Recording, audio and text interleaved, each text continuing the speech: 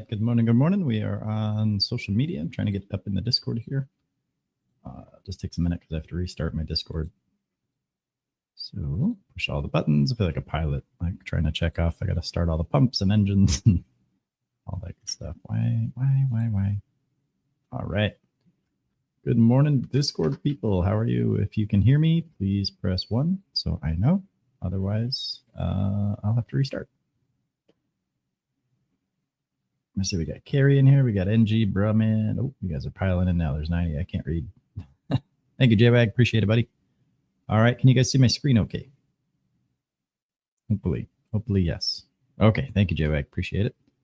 All right. So this morning, I see this one right off the bat, SSKN. I'm on the 2-minute chart here, so I'm just kind of looking around. Not really committing to anything just yet. First steps first, we want to get our bearings. So we got to look at the event schedule for today, because today we have a very special guest speaking at 12:20 p.m. Eastern. That is Powell. So Jerome Powell is going to speak at 2:20.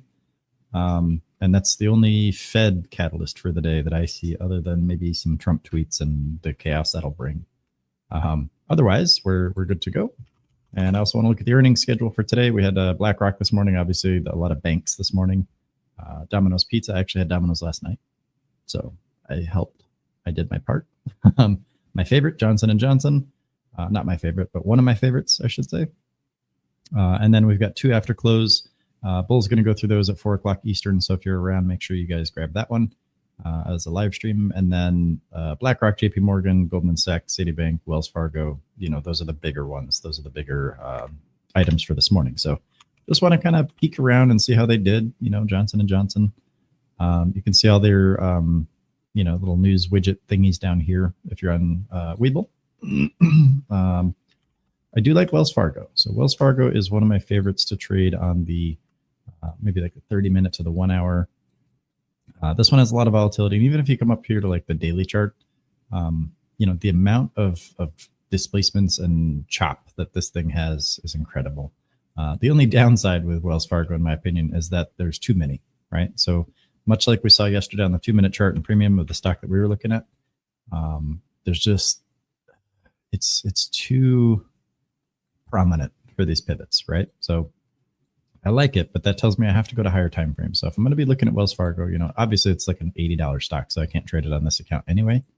But doesn't mean we can't draw some levels, right? Draw some levels, get the analysis. We can paper trade it if we want to practice. This is on the weekly time frame. Okay, and right now what I'm looking for is basically the same strategy I've been teaching for, I don't know, a month and a half now at this point. So the basic idea is that we look for areas where the price moves away from. So let me just grab a random chart here, and I'm just going to draw this out for you guys so that you can see it, because I think this is a good opportunity while the market's not open yet. And I'm going to disable this middle line as well. Can you guys see this okay? Oops. Can you guys see this little block, this little square, rectangle, I guess? Get out of there. All right. So basically what I'm looking for is when you've got kind of price action that kind of does the stuff, there's some candle movement here, there's some there, there's some there. But overall, generally, we're just seeing this big obnoxious movement. Okay. And then the price obviously kind of wants to go a little bit farther sometimes, right? Then it kind of pulls back and all that good stuff. Kind of goes sideways a little bit, and maybe you get a little bit more of a push, and then a kind of a mid candle, and then the price just kind of hovers around, and sometimes it returns, right? Then that's okay too, right? Because that also kind of indicates that the price has rejected violently from that area. So you guys are getting a super quick crash course on this. The basic concept is that rather than falling into the trap of looking at a fair value gap, which is what most YouTube people scream about, there is value to a fair value gap, but you have to understand how to use it properly, and most people don't. So rather than getting into all that mess and then trying to talk about the nuances of what they represent, let's just take a little bit more common sense approach. Okay, so fair value gap is not an ideal reversal zone. I hate when people treat it like that.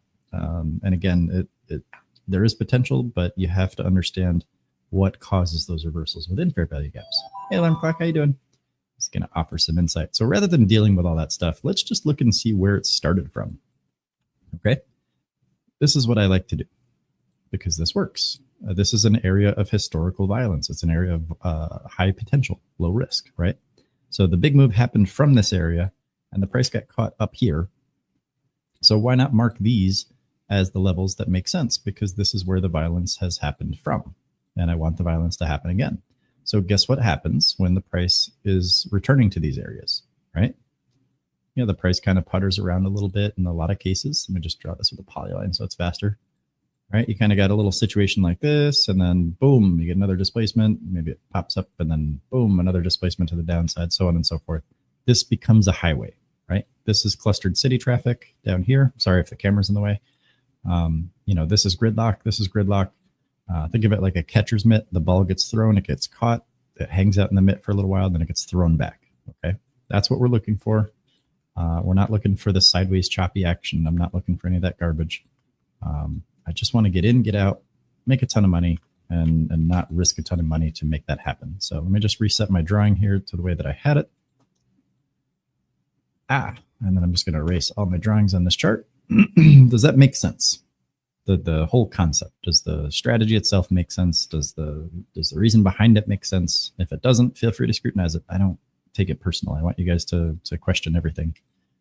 So with that said, though, I'm just going to zoom out. I'm going to say, okay, well, where's price kind of clustering? Like if I look right here, the price is kind of going sideways, and then it has a move right here, but it's kind of small. It's bigger than average, but it didn't stick. Like there's no, like it didn't really come down to anywhere significant other than here. So I might draw this and I might draw that, but that range is kind of small for what I'm looking for. So, you know, I kind of zoom out a little bit and I see this big displacement right here. This is great. It pushed over a high, right? It formed a new high. Therefore, this level right here, this tiny little range has value, right? Because the price caught it and it threw it back harder than it caught it. So let's just watch and see if this volume gets reacted to in the future. And yes, it does. We get another big pop out of that same area in the future. And then we can see the price gets caught again here. And then the price moves up again from that same level. So this level right here has a lot of value. And we didn't have to work very hard to identify it. So this is a level I'm going to watch into market open. It's a very simple process. Doesn't mean it's easy to identify, but you know, it just takes some practice. But you guys can see this is one of the, it's been historically respected, and we get almost a mirror of that same kind of violence the second time around. You know, so that's all I've been looking for. So for ELAB, right, we get this massive displacement, and I'm making it a point to not look over to the right because I don't want to contaminate my view here. Right. So now this is a little bit harder to deal with because there's no volume. The price is kind of garbage. So I kind of have to use this whole range. Right. So I'm going to use, you know, wick to wick basically because I want to see the extreme points. And then I want to see if the price behaved when it came back there. And I've also got another range right up here. So I'm just going to draw that candle. You see the price kind of, it's a little bit more nuanced in this case because the price kind of approached it, but it reversed from that area. But this displacement right here, this big red candle, is the one I'm looking for, as opposed to up here, because these are all bigger, you know, bigger than average candles. So I really want to see where there's that separation between candle sizes. Okay. So let's see if the price is going to react, right? This will be the trading range for the day on that one. That's ELAB. AQMS, the volume on this is just garbage. There's not much we can do here. But I'm going to plot the levels anyway. You guys see the price kind of chop sideways a little bit and then moved away from that area. Same here. We've got a nice little tiny candle there. And that one got respected historically as well, twice, 3 times, kind of caught, and it just wants to hang out in this zone because the volume is lower. There's a lack of volume here for now. That means that the stock wants to hang out at these ranges. When the volume increases, it breaks away from these ranges. So think about it like a big electromagnet that kind of attracts or repels the price. Okay, and I went over this in excruciating detail yesterday. So let's just see what we got in the market. Let's see here. I've kind of got, see, these levels are very close together, which tells me I need to get off this time frame. So, and when I say close together, I mean I've got one right here, I've got one right here, I've got one, you know, that way as well. I've got one right here. It's okay to map those. I've got one right here as well, but it's very difficult to trade those. So what I can do is I can move up in time frame, and then I can say, oh well, this is a lot better, right? Because now I can see, you know, I kind of get this area right here. I kind of like that. And then I kind of get this area right here. I kind of like that. Slightly wider ranges, but at least I know what I can look for within them. And now I just have to look for a trade off this level to the upside or above this level for further upside. So this is a defined range. This is undefined because I don't have enough data up here. So I'm not going to jump in halfway down the range and hope it turns around. And if it does, that's great. Congrats to everybody that bought it, but that's not my plan. I'm going to wait for, actually, I kind of like this right here. So let me color code that. I'm going to make that yellow. So basically, if the price doesn't come down here and then break up out of there, I'm not going to buy it. Okay. So also, let me catch up on the chat. Because we're in auction cross, we got about 4 minutes till market open. I don't see a lot of high volume stuff this morning. It's one of those weird mornings where the prices are kind of blah. The volume isn't very strong. So I see ITP as potential in terms of volume market cap ratio, JDZG, but I think the top movers here on this list are probably going to be getting most of the attention. So Gabriels, what are we trading? Just got in. Well, welcome, but no, nothing. I haven't traded anything yet. You're just in time. And I know you wrote that like 7 minutes ago. So, Mr. Noob, why are all stocks down? Is this a healthy pullback or a news thing? So it is a healthy pullback, in my opinion. You know, it's not uncommon for us to see a move like that on SPY. You know, specifically, that's what people refer to for pullback. But you are here, right? This is nowhere near as drastic as back in the springtime, you know, back in March, April of this year. You know, we've had multiple pullbacks that are significant. You know, we had this one COVID time pullback, you know, the 2018 and all that. Like we have these. It's not too abnormal. And even if you really, really look at this, it just happens to be compressed over time. And it automatically like bounced back at least 50%. So it was a strong move, but it wasn't unprecedented. It's an $18 move for the day, right? So if you look over here, for example, that's a $10 move. This is a $10 move. This right here is a $11 move. This right here is a $31 move. Let's see here. That's $7.85. This is a $51 move to the upside.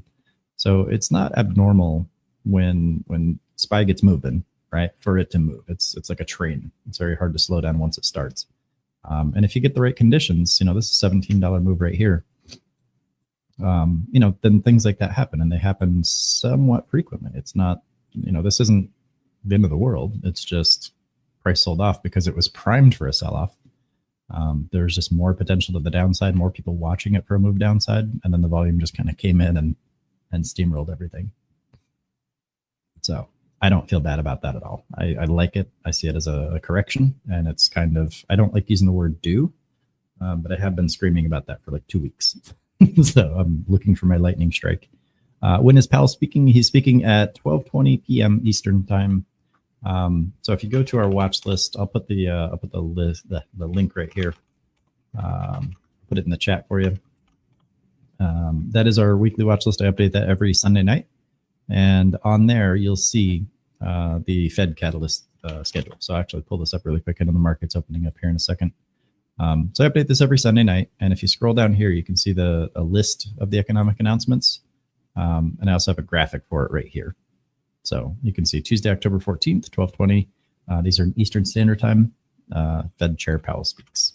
So, all right, market's going to open in about a minute. So I just want to keep an eye on stuff. I'll probably do a little bit of volume trading. I'll probably try to scalp some volume into market open.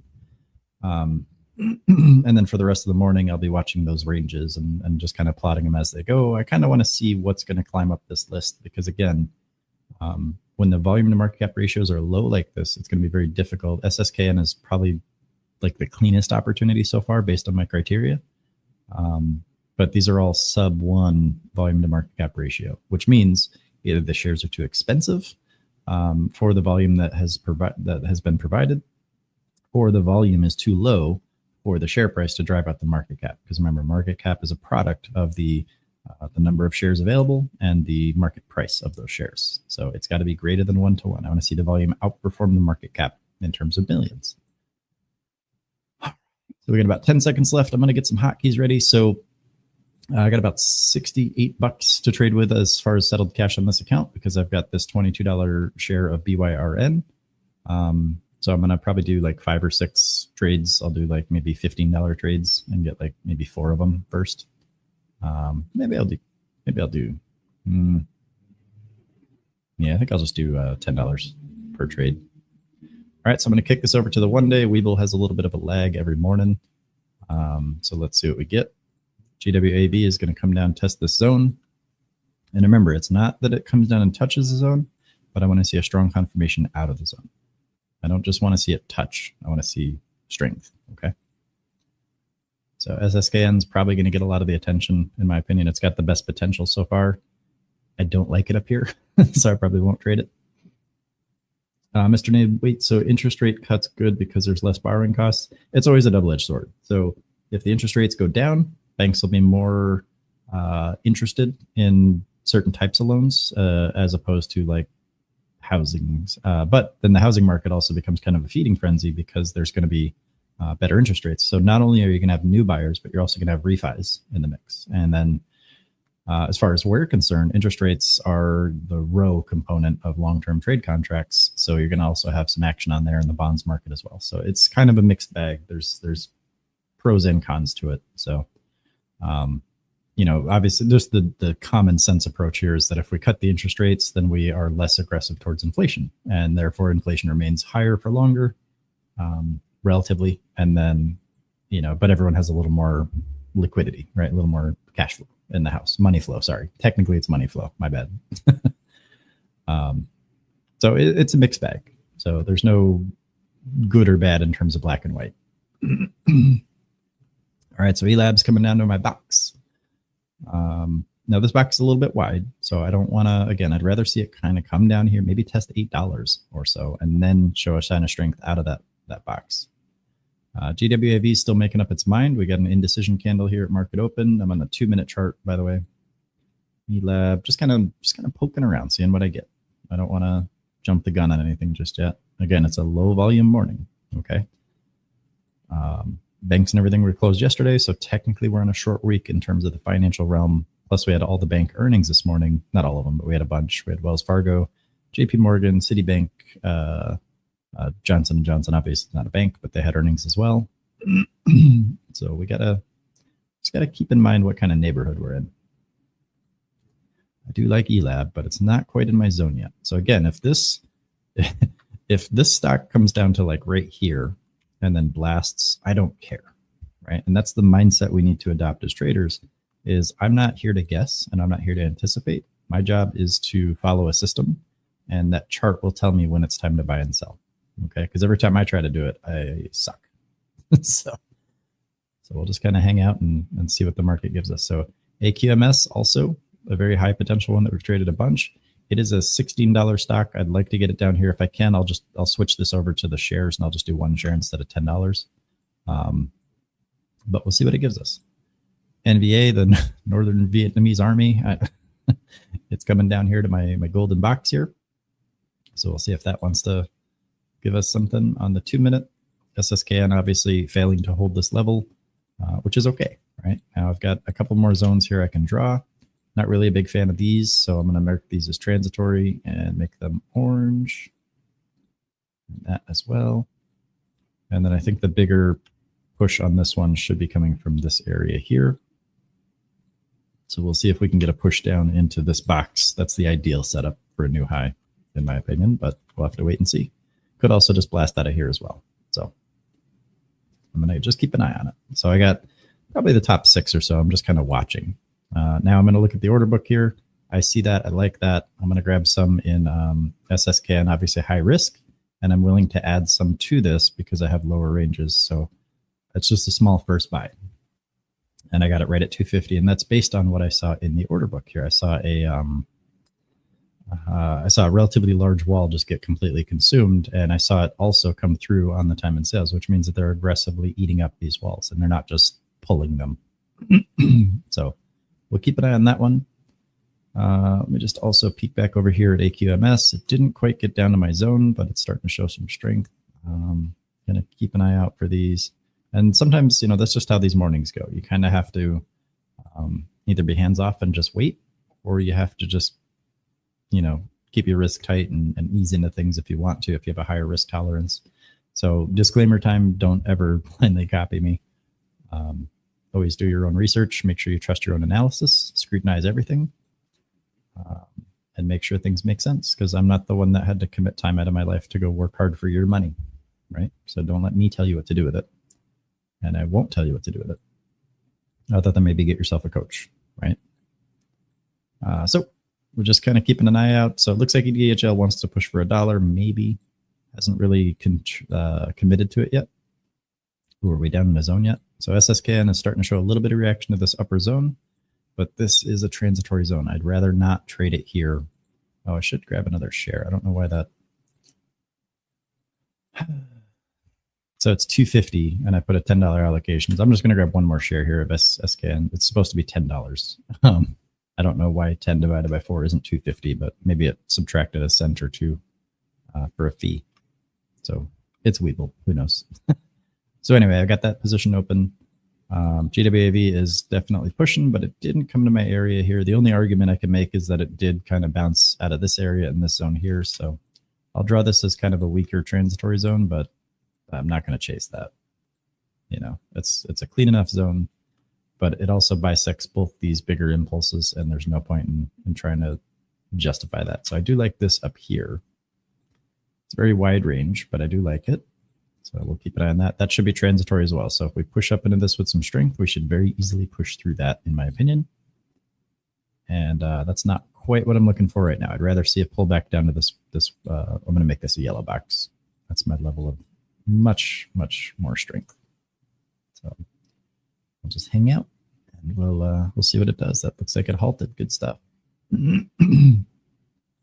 All right, EDHL starting to pull back a little bit. ELAB's just slowly meandering down to my zone. I really just want it to get there. You know, I'd rather just see like a dip and rip on that one, but I don't control any of that. AQMS also halted, didn't quite get down to my zone. And again, you're just going to have days like that. And if it does, it's okay. I don't care. Like, there's no point in trying to force these things. Just let them happen. The chart tells me exactly when to do stuff. All I have to do is shut up and listen. You know, and that takes so much stress out of the mix.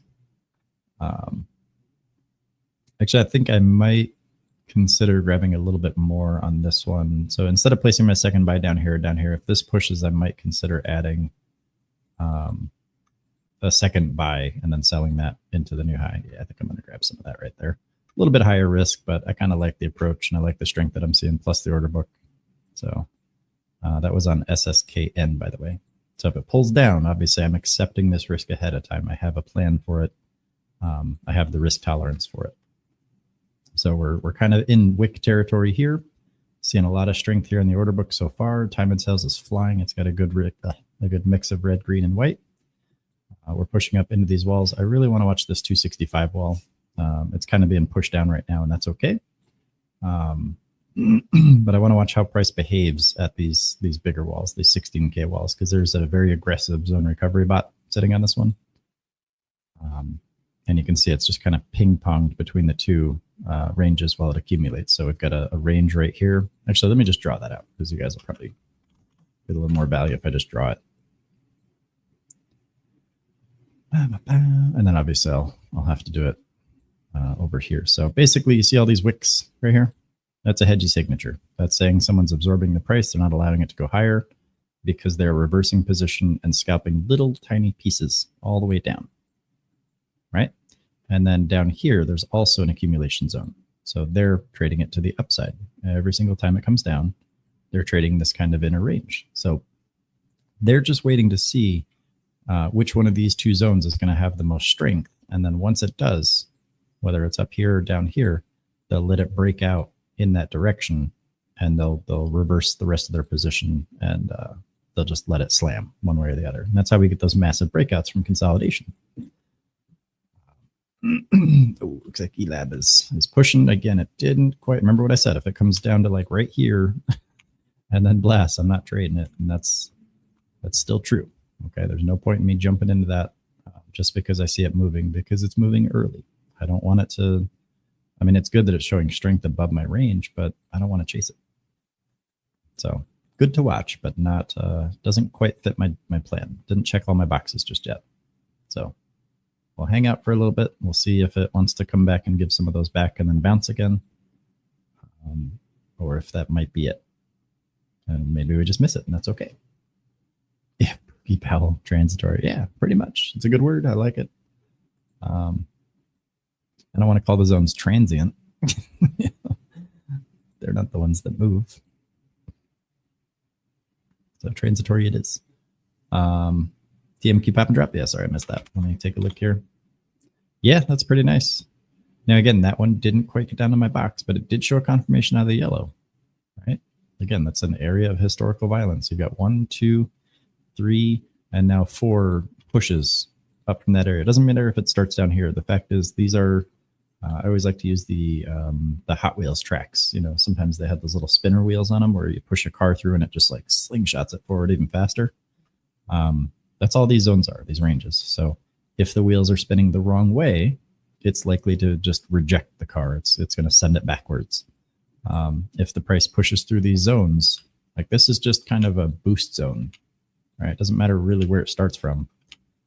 That's the theory anyway. That's the concept behind them. All we need to do is make sure that's actually happening before we take those risks. So in that case, you know, that would have been so far a pretty easy 7-8%, and we like to lock about 6%. We lock the majority of the shares around there. So we're getting a little bit of a pullback here in SSKN. And again, I'm okay to add some to this. I've got $65 to use today. I just don't want to cluster it all in the same area on the same stock. So you got to have a plan for that stuff. Okay, looks like ELAB showed a little bit of a wick. I'm kind of zooming in and out here repeatedly. Oh, so let me turn, I hate that, you know, like Austin wants us to have our cameras on, and I don't mind having my camera on, but it covers up so much of the screen in a lot of cases. And I can't separate them because StreamYard doesn't like it when I do that. So I'm going to have to turn the camera off here just so we can see the full screen here, because I want to be able to show you guys the left side of where these ranges come from. So we'll see how it goes. But ooh, look at G-Wave, green wave. So that's coming back down. And remember, this one, I want to see it off this zone, right? It's cool that it did it off this zone, but I'd rather see it down here or rejecting or pushing up and then pulling back to the downside. I have the camera like one pixel at a time. That's going to halt again. Oh my. Oh my. And remember yesterday, I told you guys the trick for timing the unhalt on these. You just look at the time in sales. You look at the most recent order here. In this case, it's 9:42:53 Eastern. So 10 seconds ago.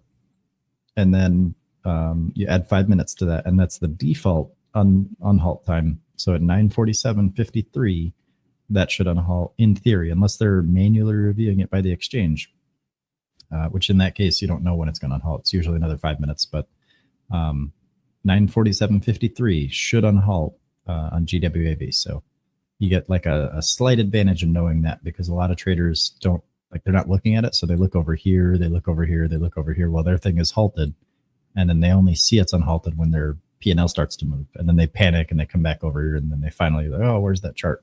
Yeah. So you're already there. You're already able to get in and out to take advantage of the halt, because you just understand that about the exchange. You know how LUDP halts work because you were on this stream or yesterday's stream. So looks like it pushed right up into the zone. And remember, these are zone seeking, they're range seeking behaviors.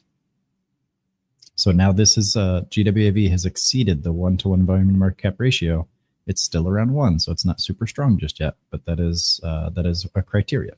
Same with ELAB. It's almost a 1-to-2 ratio now, but it's not quite getting into our zone. So I'd like to see it bounce out of our zone first.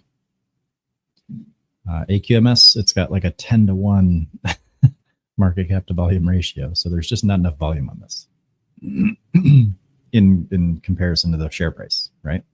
Remember that the more the shares cost, the more volume I want to see, because I want to see that there's a lot more strength.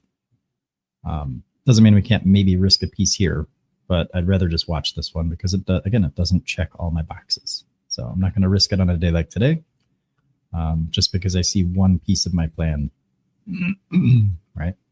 So the idea here is that if we get a candle close or a break over that wick right there, this is on AQMS. I'm looking for a break over 1822, which again we had here, and it failed because the volume just sucks.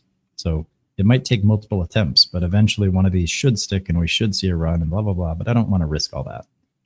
I'd rather just trade what the chart tells me to trade. JDZG consolidated a little bit. And it looks like it's pushing a little bit, but it's not quite enough to call it a displacement just yet. SSKN it's coming down right where it was before. So again, we don't need to have emotions about this. It was already here.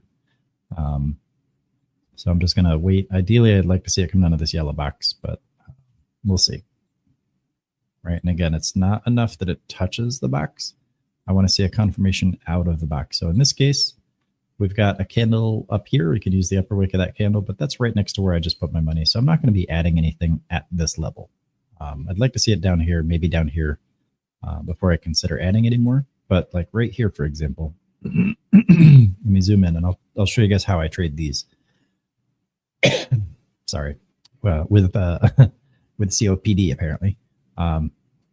So when we get the price touching a box of one of these ranges that I've drawn, then I look to see where the most recent candle high was, or the lowest candle high into this box. So in this case, if this price, if this candle closes here, for example, then this, the high of this candle here would become the threshold for that potential entry.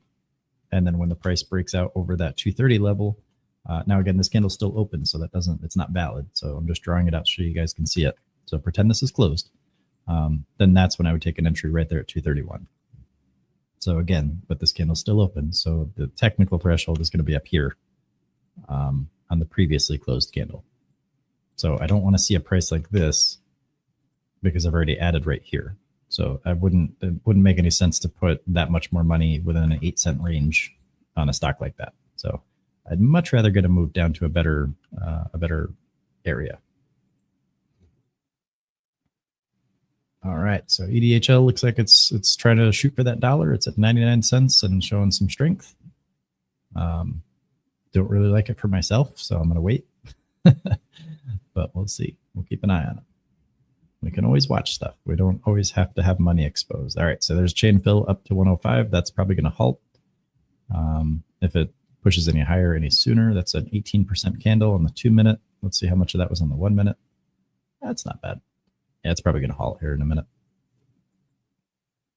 So it's got some friction, but it is still pushing, and this volume is very strong.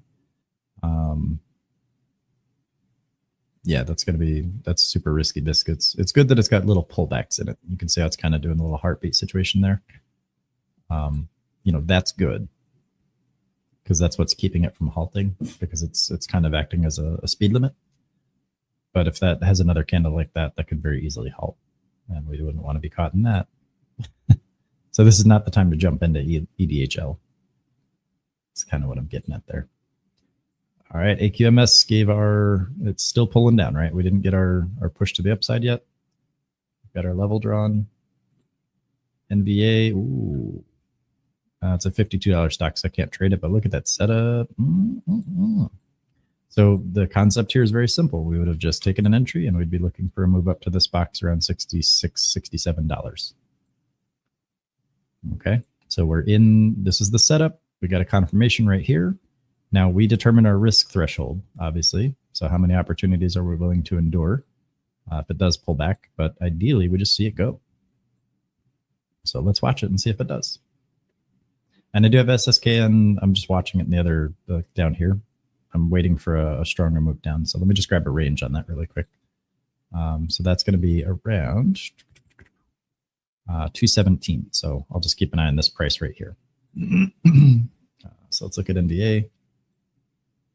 And I can just keep an eye right here for that 217 price. I want to see it dip below 217. Then I'll switch back over and look at it for a confirmation.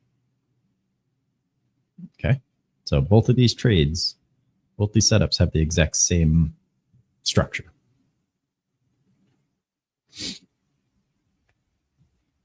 Okay. And remember, when we take these trades, we can also lock a good chunk of our shares at, a very achievable 6 or 7% just to guarantee a net profit. So we can also plot that out as well. So this candle high was 52.30. So let's do 52.31 plus, let's say, 6% is going to be 55.45. 55.45 is right. Well, 55.47 is right there. So that's where I'd lock my first target. Just to lock in the bulk of the shares, get myself a net profit.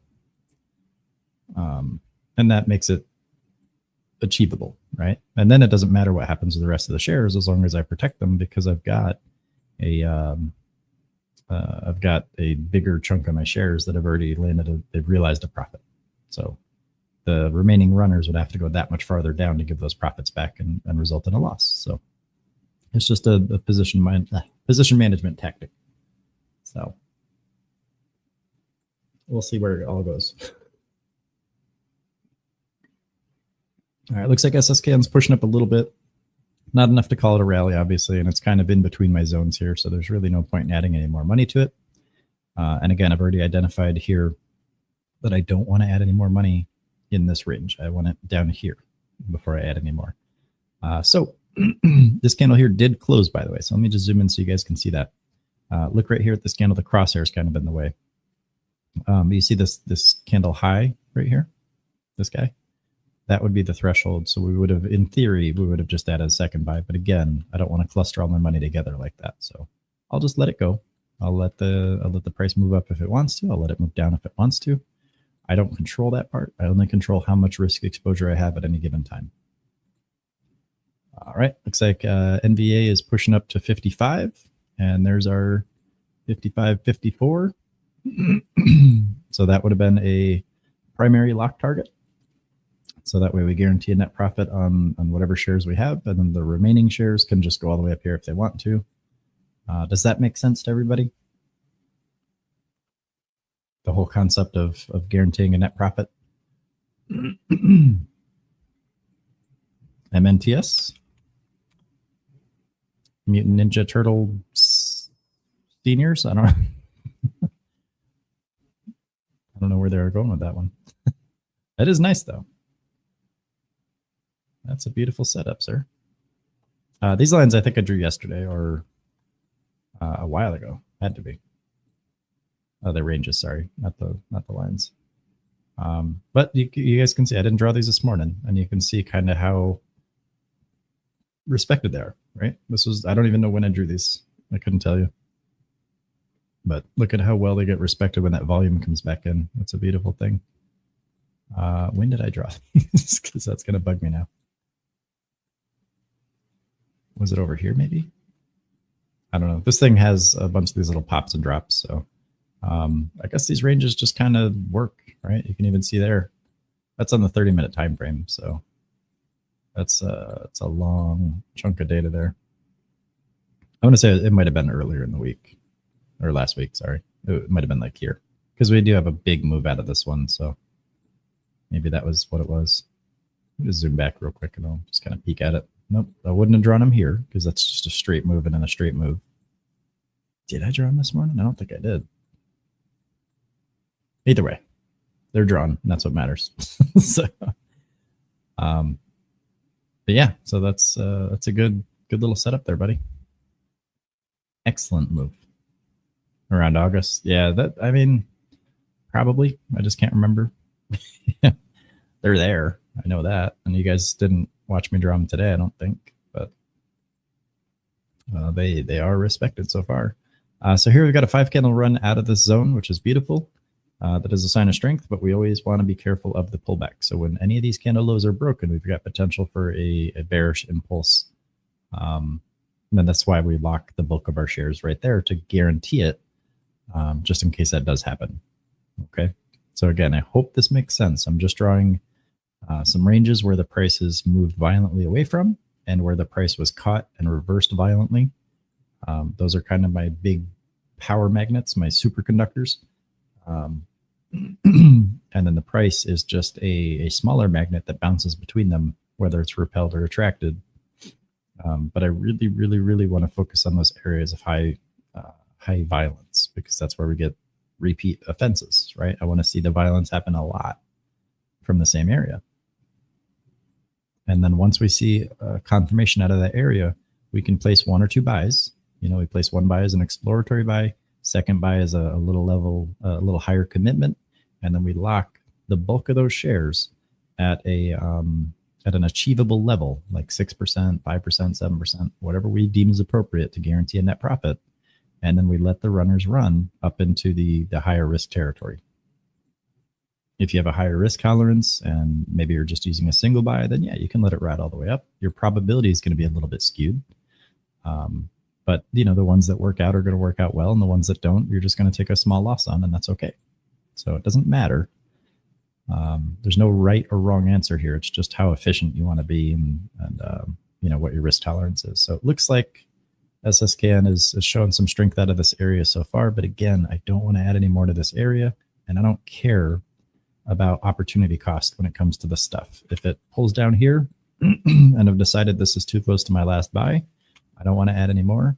And if it goes up here, I'm not going to beat myself up and argue with myself about my decision that I've made. I've made the decision for reasons, and I'm not going to allow my little nucleus accumbens, my little dopamine-seeking chunk of brain that wants rewards, to lie to me, because it can't see the outside world. My prefrontal cortex, my visual cortex, those can process outside data. Nucleus accumbens is just like, I either have dopamine or I don't, and I'll do something drastic to get it if I have to. I'm going to rally up all my friends. We're going to go get the amygdala, and they're going to beat the hell out of you so I can get my dopamine, But I can't let that part of my brain hijack my common sense and say, well, I've already decided not to do this because reason 1, reason 2, reason 3. So if you're trying to do that, I'm going to shut you guys down because I'm stronger. I have more control because I have more practice and more support in suppressing those parts of my brain. And that's where it just kind of takes some practice, and it takes some tools. You got to reframe things. You got to develop that muscle of self-awareness. You have to be consistent. You have to practice. You have to give your hippocampus and your cerebellum updated libraries of reference so that you're not resorting to old habits and old mindsets. And then that's how you become a successful trader. You just have to practice your way into it. So it looks like GWAV is kind of doing a little bit of a pull down here. Had a little bit of a breakover, and then it just kind of, again, area of violence here. So we got to be careful.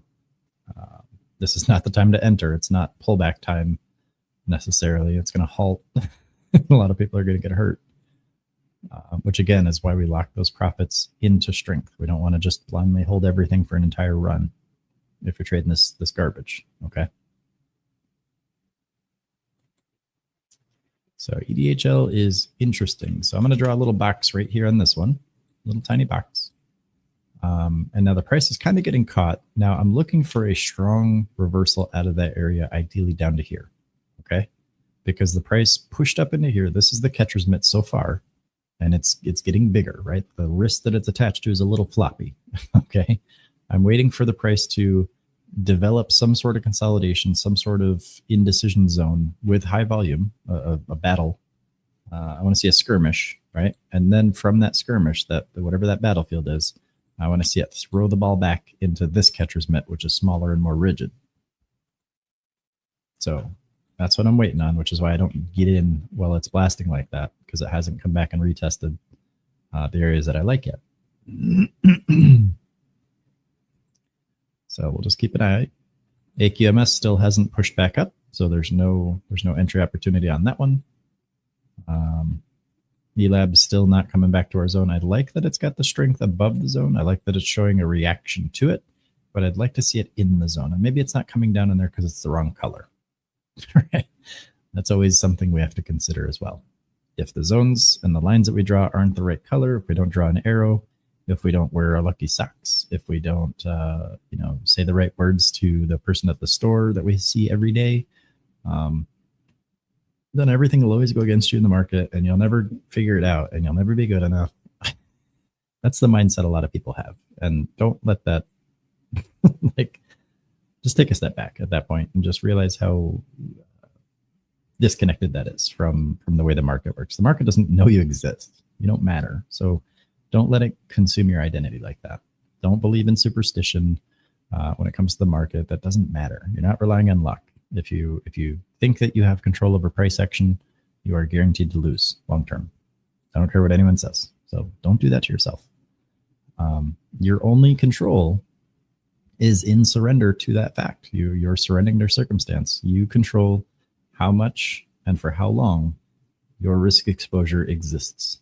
And that's it. There's a lot of freedom in that because you don't have to make all kinds of decisions about what might happen in the stock market. So for this one, for example, it's coming right back to the zone. The volume is low. It's a zone-seeking behavior, which I can't predict. I can't say for sure it was going to move from here to here.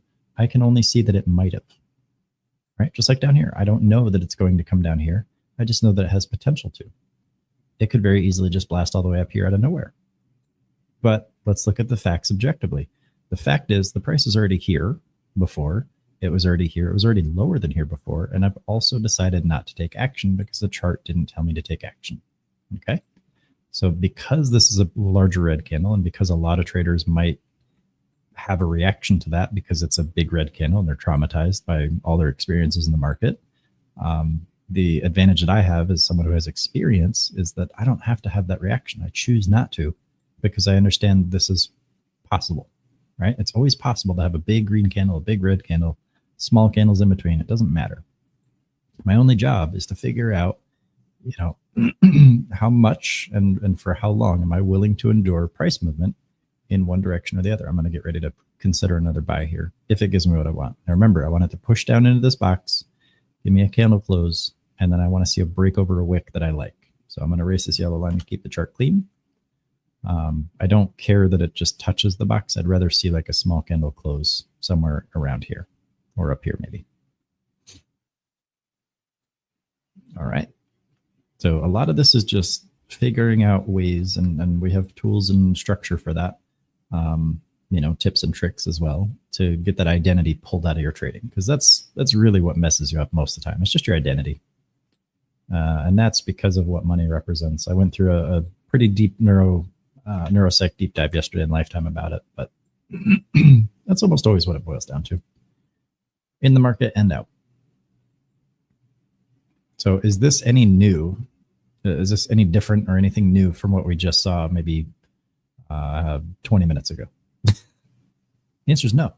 It just got there a little bit quicker and it looks a little bit different, but it's still in the same price range. And I've already decided it's not down enough yet for me to add more, but down here it will be. So down here, I'm going to start watching it. Now I'm getting my candle here so far. So if the high of this candle stays here and the price pushes down into this box, then yeah, I'll consider adding some more on the way back up. But right where it's at now, no, because it hasn't touched these boxes yet. So it looks like EDHL is starting to pull back a little bit as well. GWAV, finding a little bit of stickiness, but again, this is no man's land right here. This is an attempt at a retrace. So if we draw the fib box, right, that's all they're looking for. They're just looking for a retrace out of that zone. So we'll watch it. We'll collect the data. If you want to, draw a fib retracement every time you see an impulse, and then see how often it actually continues and see how far it continues. And that's the data you can collect. I already know the answers based on all the data I've collected. I know that about 3 out of 5 times it's likely to push up to about the 11.8%. And I also know that every time we get an impulse, we got about a 90% chance that we're going to get a 25% pullback, which in this case we hit. We got the impulse and we got the 25% pullback. So now if this pushes up out of here, there's about a 60% chance it'll go to there. Okay, but this is broken because I have my range right in the middle of those two levels, and we haven't seen a confirmation yet. So that's why I'm not looking at this as a fib retracement setup just yet. So we can always watch it, right? I know I've got a level down here which has a little bit more strength, but let me just recolor that one. And then I know I have a much, much stronger level down here. So I can watch both these levels and avoid all that guesswork in between. This is all guessing. If you don't have, it doesn't matter what your strategy is, right? Even if you're not looking at these ranges and you're just drawing like pivot breaks. If your goal is to break, to enter on a break of a pivot, and you're entering down here below the break, you're not trading your plan. You are anticipating, you're gambling, you're guessing, and that's where you get hurt most of the time. So if you have a plan, stick to it, collect the data. You don't have to risk real money to do that. You can just paper trade everything until you're confident in your data. and then come back to it with small amounts of real money and scale into it if you want and if you're confident, and you'll have a much better time for a much longer time in the market. Does that make sense? And I know it's very easy for me to sit here and say that because I've done it, but it's a simple process, but it's not easy. And that's why we offer coaching, and that's why we have live streams like this, and that's why we do, the indicators and all that good stuff. So, oh my, you grow top. Did you get a piece of that one? I feel like that's a top special.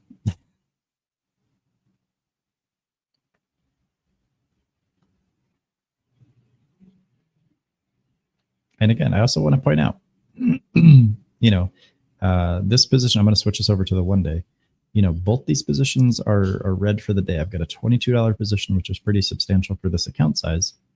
That's down 1.83%. And then I've got this kind of bigger position, well, not bigger, but kind of larger than first buy position, about the same cost. That's down, 12% for the day. And overall, I'm still just down 3% overall.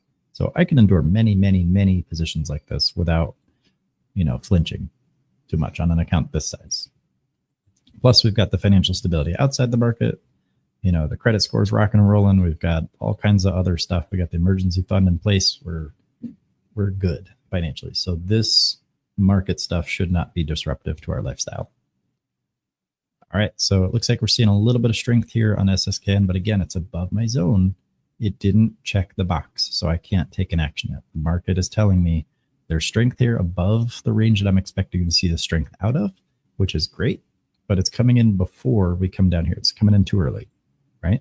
Or not too early, but it's coming in earlier than I'd like to see.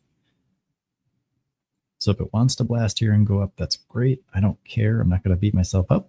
If it wants to give some of that back, just like, was it AQMS, I think? If it wants to give some of that strength back, it can. We got this box right here, and we can watch this as well, right? This is a pretty substantial move between these two zones, right? We got a move to the upside, a move to the downside, a move to the upside, a move to the downside. Now we're potentially pushing back to the upside. Whether or not that happens all the way, I don't control. I see potential for it to, and I see a low risk opportunity to get in and trade a piece of that, but I don't like this setup. So I'm just going to have to wait. There's too much like chop in the candles. There's too many wicks. I just don't like the time frame, I should say. The setup's great. It's the time frame that sucks. So again, we are saturated with opportunities in the market on stuff like this. It's just a matter of which ones we take advantage of.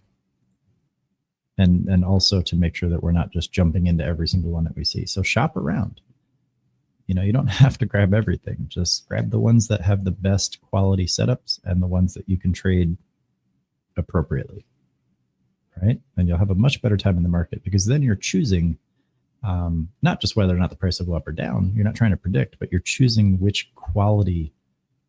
You're basically shopping on Amazon, right? You're buying bags of money that show up after some period of time. Okay, they land in your portfolio after some period of time.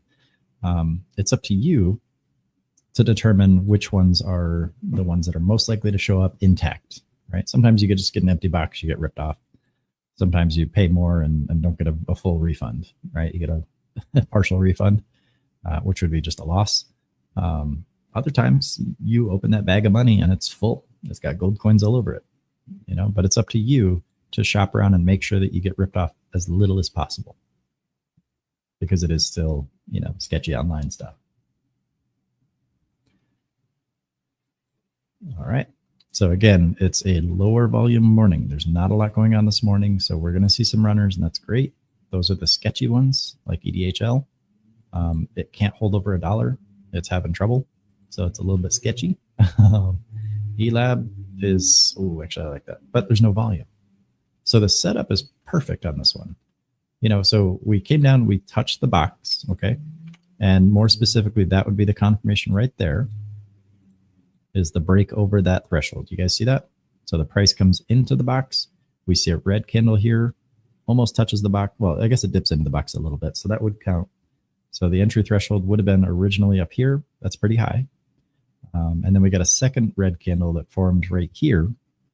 So we can use that lower high from candle to candle to move that threshold down. And then we would have had our entry right here at 887. Now, I'm not going to trade this because there's low volume. The volume is garbage on this one. but that range is insane. So we can always shoot for a higher entry, maybe a higher low and then a break, or a color change off a moving average or something like that for a slightly higher entry when it's on the way back up. But right now, it doesn't have any reason to. So it's going to want to hug this range as much as possible. Because remember, these are range seeking when things are in structural mode. And until the volume comes in, they will stay in structural mode. So once the volume comes in, yeah, that's great. All systems go, we fire, we go. But until that happens, it's a no-go. All right, so SSKN has touched my box. I do have an area, I have a candle right here. Now, I don't really like this candle being so close to that range, so I'm still going to wait. Okay, my entry threshold will be right here, 223. That's still, it's like within 10, 12%. I'd like to see a lower red candle, just like we saw over there on, was it Ugro, right? Ugro? No, not Ugro. Dang it. ELAB, sorry. So you see how low this candle is to the zone? That's what I'd like to see. So we technically got our red candle here. I technically could add some, but it's still pretty close in comparison to my average. So I think I'm going to pass on this buy. But that's kind of what I'm looking for. It's a little bit meh. It's kind of it's a judgment call basically for that one. So I'm choosing not to add to my position just yet, because we just kind of barely touched the zone, and then we just kind of, barely started out of the old zone in order to get down here. So I'd like to see a little red candle like right here, and then a color change off of that. So remember, these are those little rollers. Okay, so once that pushes, we should see some of the juice. So I'm also going to get rid of the midline in these boxes just so they look a little bit cleaner.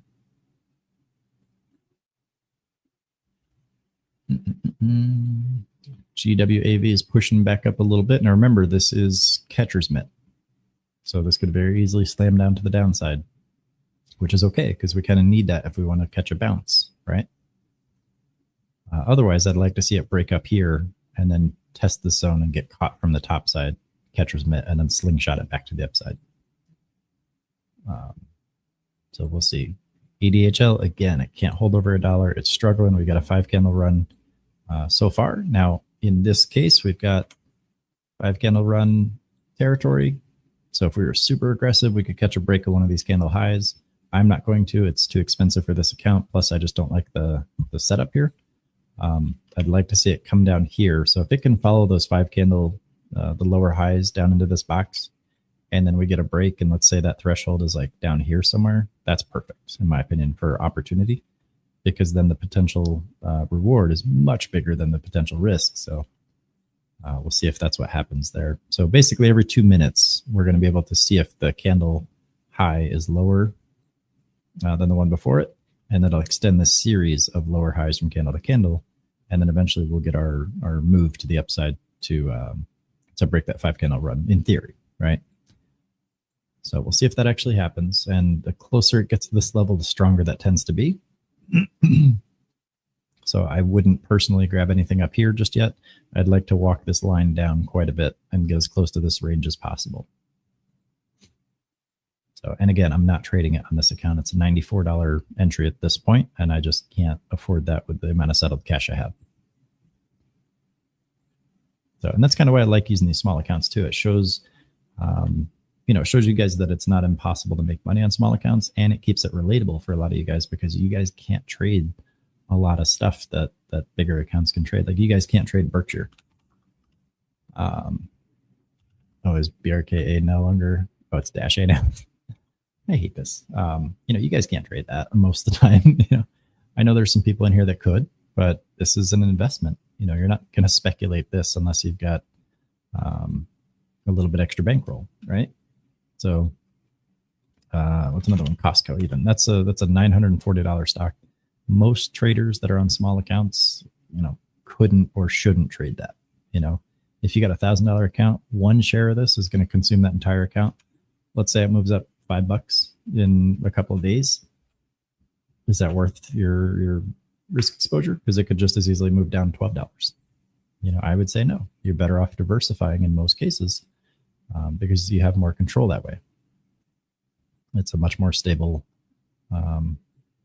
pathway. So again, this technically meets my criteria. I don't feel like committing too much to this one just yet. So we'll see. You know, I could have lowered my average there and blah, blah, blah, but I just made the judgment call. I want to see a red candle down here, not up here. So if it goes, that's okay. Hopefully that makes sense to everybody.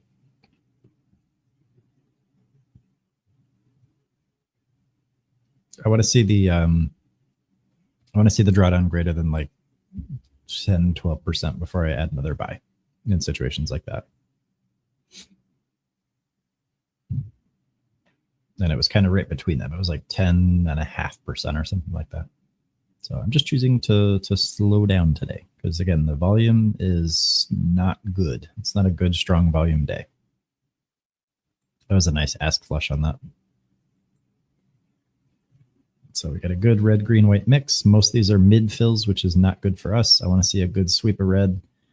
Those are ask fills. And then I want to see just this thing just absolutely rock and roll. I want to see it speed up. Are you trading NUAI, MNTS, and LAES, and they all blasted? Good stuff, man. Oh, yeah, look at that. So MNTS pushed up, kind of landed in that zone. Good stuff. NUAI just absolutely took off. I don't remember when I drew this one. It must have been yesterday. That's, you know, again, just more proof of concept. And LAES, I don't have any lines drawn on that one, I don't believe. Let me just switch to daily. Oh, no, I do. Look at that. So again, you know, that's off this zone right here from May 16th, 2025. So it pushed up, it pulled back. We got, you know, the red candle here. So that would have been one entry. You know, depending on where your stop loss would, you might have had multiple entry opportunities. But ultimately, this one right here was the one that took. And now you're up, you know, 160% if you ended up taking that one. So yeah, if you took a little, you know, 3% loss there and maybe 2% there, that would have been okay. Obviously, you probably wouldn't have been holding that for the entire 150% either. So let's be realistic about it. But, you know, a greater profit than loss ratio is all you need, and you don't need to catch the whole thing. And then today you got top coming in and slamming that. Just absolutely crushing those profits. Good stuff. I love seeing it. Oh, there we go. So we're pushing down a little bit more on SSKN. So we'll see if we get a better push into this territory so I can see how it's going to behave. And then we get some of that volume to come in. Now remember, I want to see a little red candle. Let me draw this out because I think it'll be a little easier. Let me just kind of zoom in a little bit and then I'll show you exactly what I'm looking for.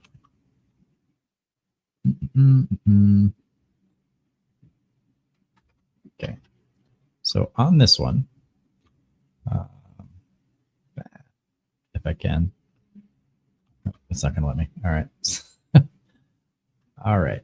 So basically what I'm looking for is a little red candle right off this box, or maybe even down into the box. Right? I'd like to see that because that's going to give me exactly what I'm looking for when we get a candle break, because once that candle breaks, we should see something like that. I can't draw.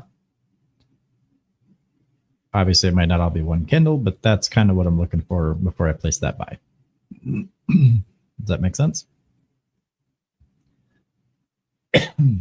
So like this candle right here, for example, this candle that's currently forming, this is automatically more acceptable than this guy up here. So if, you know, if the price comes down here and wants to hang out, maybe I'd consider placing another buy on a break of this candle. This candle has to close first. It's got about 35 seconds before we do that. So I want to see it close here. Then I'll move this line down to right there. And then if and when the price breaks over that, I might consider a second buy, but I'd have to see because it's still going to be less than 12% for the drawdown. So me adding money is not what makes the price go, by the way. I just want to be very clear about that, especially on a small account. So even if this does close down here, I'm not moving the price by placing a buy. I'm only increasing my risk exposure. So if it's going to go after I place that buy, it would have gone either way. All right, so let me move this down here. And you can see it's still, yeah, I don't know. What do you guys think? Put a 1 in the chat if you want me to add some, 2 if you think I should wait. This is it's not a test. I'm asking you guys because I'm interested to see what you guys would think. I'm going to answer quick, though. Yeah, there it is. Joey, I gave the right answer. I don't care. Exactly. So we'll wait, right? My plan dictates that I wait. So I'm going to hold off on the buy because I have to favor the outcome that works against me. If I plan to maintain risk exposure, I have to minimize it as much as possible. And I've already kind of taken a somewhat aggressive position up here. So I don't want to add a bunch more to it unless it's good enough, right? I want to see a good enough impact on my cost basis. So even if I add like another 4 or even 8 shares, my average will come down to about here. So it's still just kind of bumping it down a little bit. It's like is that like a 10-cent move, 11-cent move, maybe 12 cents in terms of cost basis reduction. I would like to see a bigger discount if I'm going to do that. I want to move my average down as low as possible. And if I add more here, and then the price comes all the way down to here, it's going to be even harder to move it down after that. So I'd rather just wait and see what the price actually gives me. And the drawback here is that if the price somehow blasts up early, I just make a smaller profit, which I'm okay living with. I'd rather just do that. That's not a bad problem to have. So we'll just kind of hang out. Looks like Ugro is starting to. So here we go. So we've got the displacement. We've got the catcher's mitt, right? Remember, hedgy signature right here. So I kick up the time frame. I say, all right, well, where did the price blast away from? I'd say here was probably the last reasonably sized candle. Plus we got the chop sideways into that. Now we displaced. Now we're kind of going sideways again and kind of a wider range. So that'd be more choppy, I would say. Plus you got a nice little harami right here. That is beautiful. I like it. Let's see here. Top says above your second orange box and with more volume, now no movement, some consolidation, maybe wait a bit. Absolutely. There's no pressure to add money. Why would I just put money in? And if I was going to, it would have been right after here off this 222, but I'm going to just wait because it doesn't check all my boxes. So there's no pressure. And I know for a fact that a new trader, someone that's just trying this strategy out, would probably just want to add a bunch of money because it touched our box, right? Some shape on the screen intersected with another shape on the screen for some small amount of time, and then some other shape happened, and that gets the juices flowing, right? We want to make stuff happen. We want to get things moving. Price has gone sideways for the last 20 minutes. There's no reason to jump in. And this is where you got to develop that patience and not stare at the chart all day. If that's driving you nuts, if it's compelling you to do stuff, I have it up so I can watch the analysis and kind of walk you guys through what I see. I'm not going to be watching this to add stuff. So let's say I was working, for example, and I couldn't focus on the chart. I would set an alert right here and say, okay, when the price crosses back up above like 218, let me know. Or maybe place a limit buy, but that's risky, right? Because you don't want to buy when it's going down. You want to wait until it gives you what you want to see on the way up. So what I would do is set an alert here. Say when price crosses up above 218, let me know. And then I would say, all right, once I see that alert go off, then I can place a buy stop order a little bit higher. And then when the price pushes back up over that, then I get filled. But that's it. That's as hard as it has to be. But if you're just sitting here going nuts because the price is kind of doing a little bit of up and a little bit of down and it's going sideways, but for some reason, seeing new candles in the same area is making you want to do stuff more, that's a psychology thing. It's a neuroscience thing. You're a reactive processor. So you're just seeing new information, and the context is skewed because it's been going sideways for so long. So your analysis window has gotten smaller, which means the things in that analysis window have gotten bigger and more meaningful. And that's where we get ourselves in trouble. So realistically, price hasn't done anything. It's just going sideways. but our brains do all kinds of stuff. So it looks like GWAV is pushing down a little bit. Don't know if I actually want to trade this one. I do like it to watch though.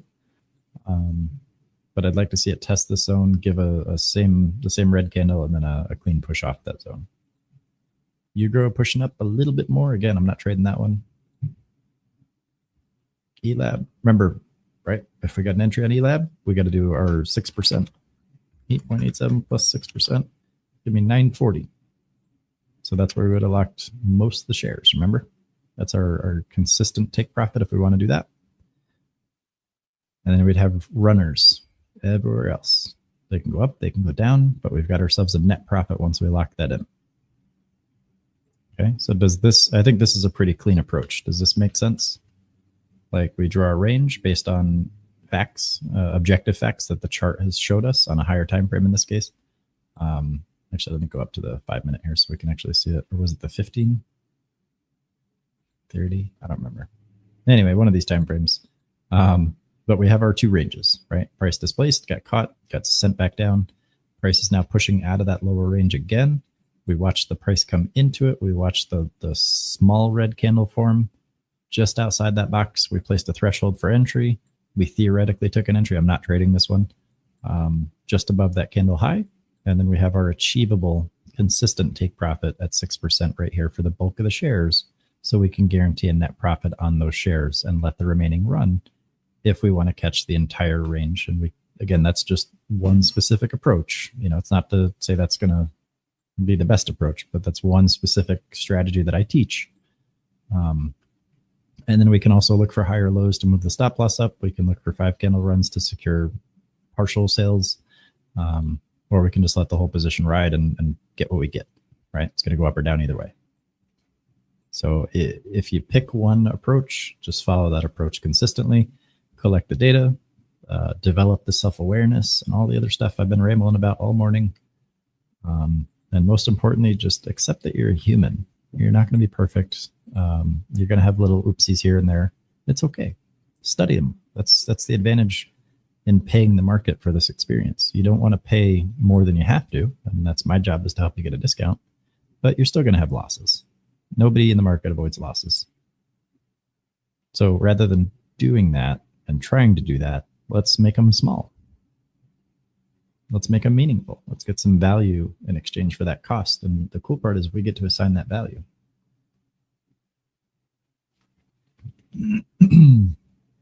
So like this situation where the price has gone sideways for 20 plus minutes, I'm in no rush to add money to this. Yeah. My main goal, my ideal outcome here is it just blasts. I want it to go in the direction it's going to make me money when I add money to it. And that's what I did. I added money here and I added money here. I averaged up on it when it was going the direction I wanted it to go. The only thing I didn't do yet is cut it when it stopped doing that, because I'm okay to add some more, because I understand the better potential is going to be down here. So if I didn't want to maintain that risk exposure, I could just cut these and then add more on the way out of this box. And I wouldn't have to worry about my cost basis being up here at that point. But for right now, I'm okay giving it some breathing room. I'm okay adding to it as needed to a point, right? Because you don't want to just blindly commit everything. But so far, I haven't seen what I'm looking for. So because I have a higher risk tolerance, because I've made this plan ahead of time to let it breathe a little bit, I can allow it to go sideways for 20 plus minutes and not care. You know, I'd rather use that 20 minutes trying to get you guys some education and some insight for psychology. So this right here for GWAV, this is beautiful. It's a beautiful opportunity. So there's our entry threshold. And again, I'm not trading this one. I just want you guys to see it. So entry threshold at 1768. What is our 6% take profit? It's going to be 1874. So that's going to be up here. And that is our initial target using that specific strategy. So now only two things can happen, right? The price can go up here and hit this level, or the price can go down and hit a stop loss. We choose how much and how far we're willing to endure in both directions.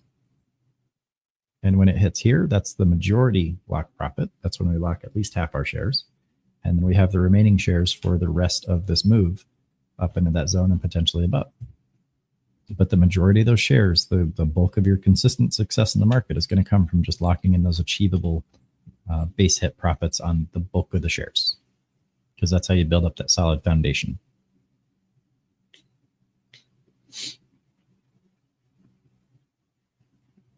Let me check something real quick, actually, while I'm here also. Okay. So where do we think an appropriate stop loss would be on this trade, given that we can always re-enter if we want to? If we don't want a high risk tolerance, or if we don't have a high risk tolerance, where do we think we could put a stop loss on this?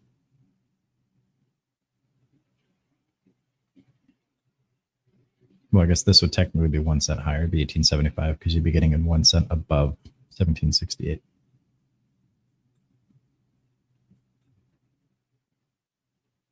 Yeah, GWAB. So it gave all those profits back. And that's, again, that's why you don't want to marry these. You know, it had potential violence. It fulfilled that violence. And you also have another zone down here, which is higher quality. It's higher potential, but it's got to get through this and fall to the downside if we want that to happen. And we don't want to necessarily always be in it if we don't want to have that drawdown. So if I'm another trader that doesn't want the drawdown, yeah, top, you just hit it right on the head. It's got to be less than that 6% that we established for our minimum take profit, because we don't want a greater than 1-to-1 loss ratio. We want the profit reward mix to be at least 1-to-1, just in case, because I don't want to take a big loss and then have 6% take profit and then have those offset negative. Exactly. You can always re-enter. So you can make the stop loss as small as you want. And that's the cool part. I don't care if it's 1 cent. You're going to get faster answers if it goes against you. But if you're buying with the intent of that stock moving immediately in the direction that you want it to go, because you are breaking out, you're taking a confirmation in the direction that's going to make you money, you don't have to endure any drawdown at all. As long as you're locking in consistent profits, those tiny little losses are going to be super small and insignificant. Yeah, you're going to have a bunch of them. But if it's 1 cent or 2 cents or 3 cents, they're not going to matter. A 37-cent win wipes out dozens of them.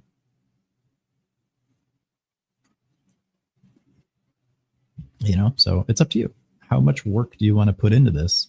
And is it worth it?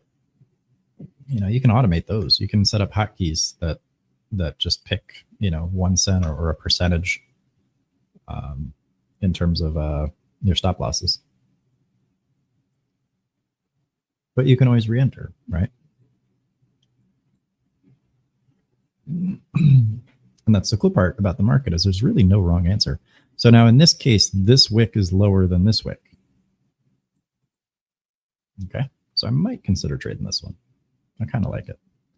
Now, again, we got zone recovery, but it's weak. Everything is kind of underwater in terms of where the submarines are, right? Those orders aren't going to pop up until the price breaks to the upside a little bit, because they don't want to reveal their playbook, right? So right now we've got a 2750 wall and a 2872 wall, and then we've got one larger bid wall, right? And that's going to act like a magnet. It's going to pull the price down, and then when these walls shuffle around, you're going to see like a 1750 break. I think I might actually go ahead and look for, whoops, can't buy 0 shares. I might actually grab one piece of this if I like it. So what I could do here is 1760. I'm going to place a buy stop order. Buy stop 1761. Okay. All right. So I got in right here at GWAV. I'm just doing 1 share, so I'm not going to be scaling out or any of that stuff. Also just going to move that back up to 4 and uncheck it in case I want to place another buy at SSKN. So now where would I place my stop loss if I didn't want this to have heavy drawdown?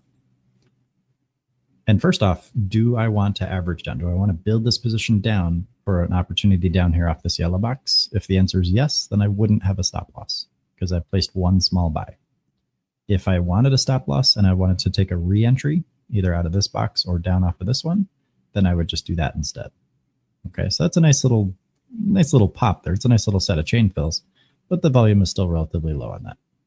So that is enough to get it to trigger. It's got to go over 4%. To get this order book populated again. So let's see, where's the 4%? I'm looking right up here, by the way. That's how you can see that. I want to see the candle exceed 4% because that's what's going to prompt all the momentum algos to pop in there. So 3.6, it should be pretty soon. Let me just look at this 810 or 1810, 1820 wall.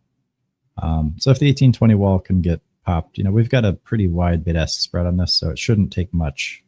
There we go, 4%. So now we should be moving. We got the time and sales should speed up here in a second. So I think we're good on this one.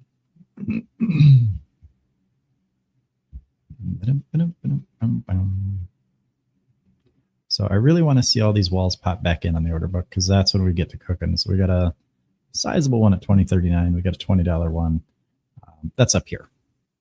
So that is like this range right here at the base of this red candle where it started from.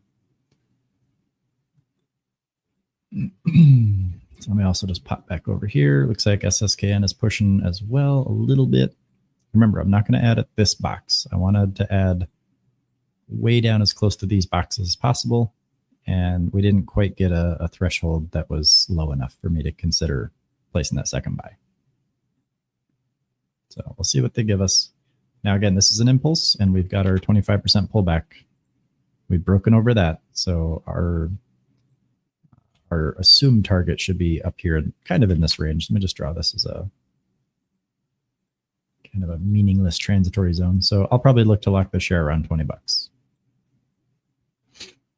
If and only if it wants to go up, right? And I don't control that. And that's an important concept for me to convey here is I don't control whether or not the price actually does what I expect it to, because I don't have an expectation. I see potential. It could happen. If it does, it's great. If it doesn't, that's great too.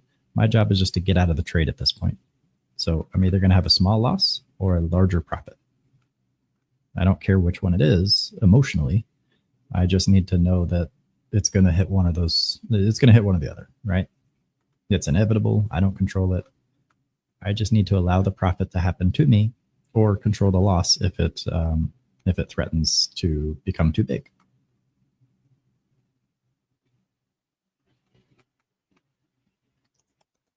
That's delicious. So now we watch paint dry.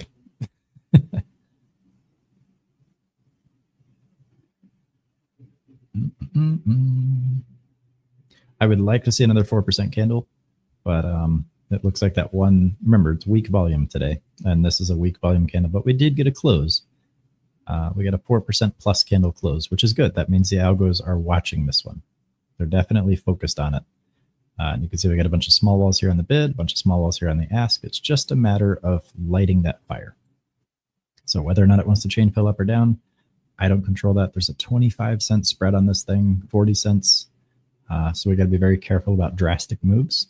The float on this is less than 500,000 as well. So if and when this thing does decide to pop, it's going to halt. I can almost guarantee it. If it does get a good substantial move, and I need to be out before that happens, which means that I need to calculate the threshold for each of these candles that opens up, because there's a time-based threshold. So the sweet spot here is to get a candle between 4% and 10% on ideally like the 1 minute time frame. So let's go down to the 1 minute, and I can calculate this. I can say, okay, well, this candle opened up at 1781. What's that plus 10%? 1959. Okay, so I can plot that out. And well, I'm not going to plot it. I'm just going to say it's up here, right? So if we get a move up to here within the minute, then I need to consider potentially getting out of this position. We got a big wall here at 1820. It's 5,049. Let's see if that gets filled. 49.52. There it goes. It's gone. So now we should see our pop in theory. So I will draw that line at 1959. Just going to make it a dashed white line though. So the seal is popped effectively, right? They've gotten the green light to push the price up, to let it go. Now it's an opportunity for the momentum algos to jump on this and push it over these local highs and push it through that threshold.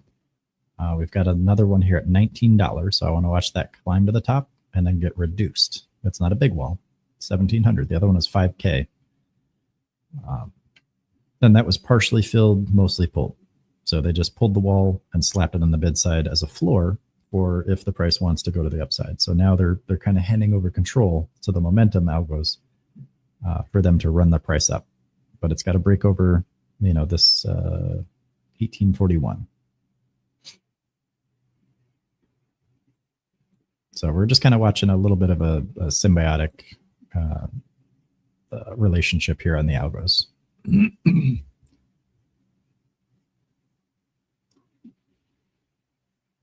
And the momentum algos are taking their sweet time. So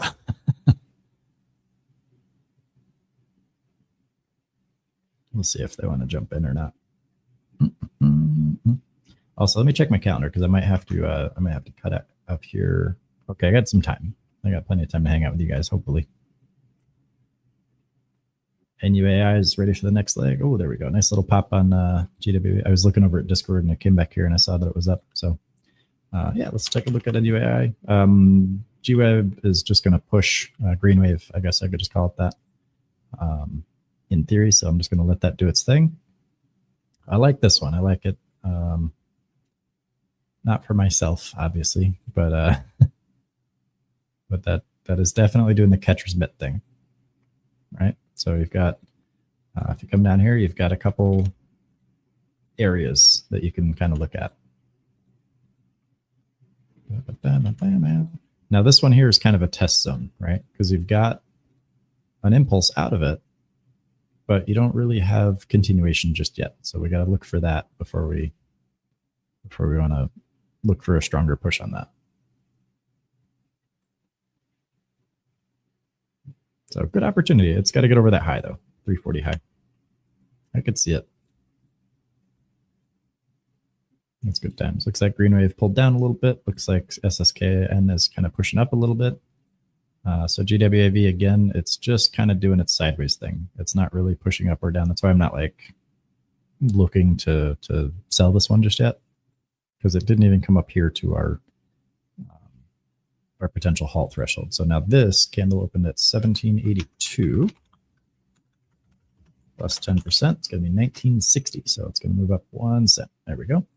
So now if this candle decides to pop from here to here, then we risk halt. Otherwise, no skin off my butt.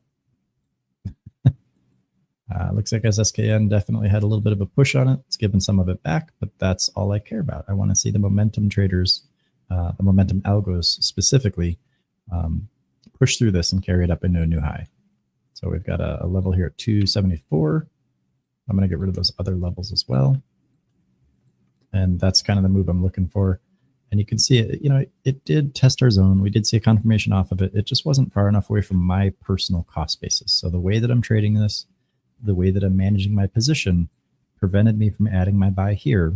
But if I decided to stop out, I could have just taken another entry down here, gotten the same end result at the end of the day, but it would have been a lot more bragworthy, I guess, for social media, if I would have just got in here and, all that good stuff. But at the end of the day, it's the same end result. It's just I have a higher risk tolerance. I endure a little bit more drawdown. The range is still a super magnet. It's still repelling the price when the volume steps in, and it attracts the price when the volume ebbs out. Okay, so I'll just keep an eye on that one. GWAV, same thing. It's repelling the price so far, but the volume needs to come in and keep powering that magnet. It needs to really juice it up and want the price to violently explode away from it. Okay, if the volume falls out, it just becomes a regular magnet and pulls the price in. It doesn't reverse polarity.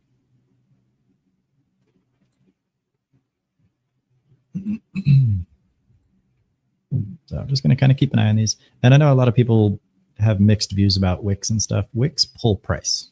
I hate that people view wicks as purely rejection. What this indicates is that at one point, this was a full bullish candle. There's a lot of strength that goes into that. Just because it happened to give that back and then still close higher than the candle open doesn't mean it's a reversal necessarily. It doesn't mean it's going to continue either. But we can't have that bias, because that bias is what destroys you. And if you look at almost every big move, you're going to see wicks to the upside, because the price is constantly trying to push in a new territory, higher territory. It's all about the lows of the candles in that case, and just, the overall price movement. So that's one of those superstition things that I think people just kind of believe a little too much in.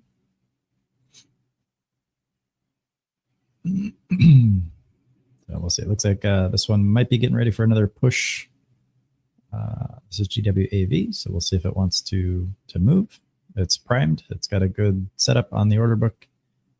Just needs that volume to come in. So we got a 15, 20 cent spread, 16 cent, 13. All right. Yeah, so the spread is tightening up a little bit, right? Oh, top is scalping you grow again. It's looking for a move above 71 cents. Yeah, I like that. It's got to move up though, right? If it moves up by X amount, we can look to get in and then get out immediately if we want to.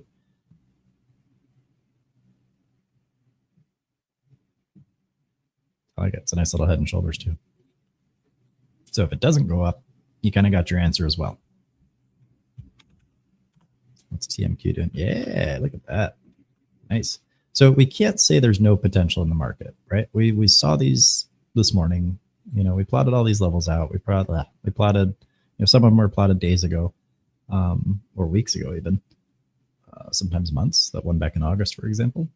You know, and we just have to trade our plans. So AQMS, how many times has this bounced between these two ranges today? And for some traders, that's great. If you just want to trade those level buys and level sells for the ranges, you can absolutely do that. If you want to trade something that's going to just perpetually bounce, you can do that. If you want to trade something that's got more aggressive volume, you can do that for those stronger directional breaks.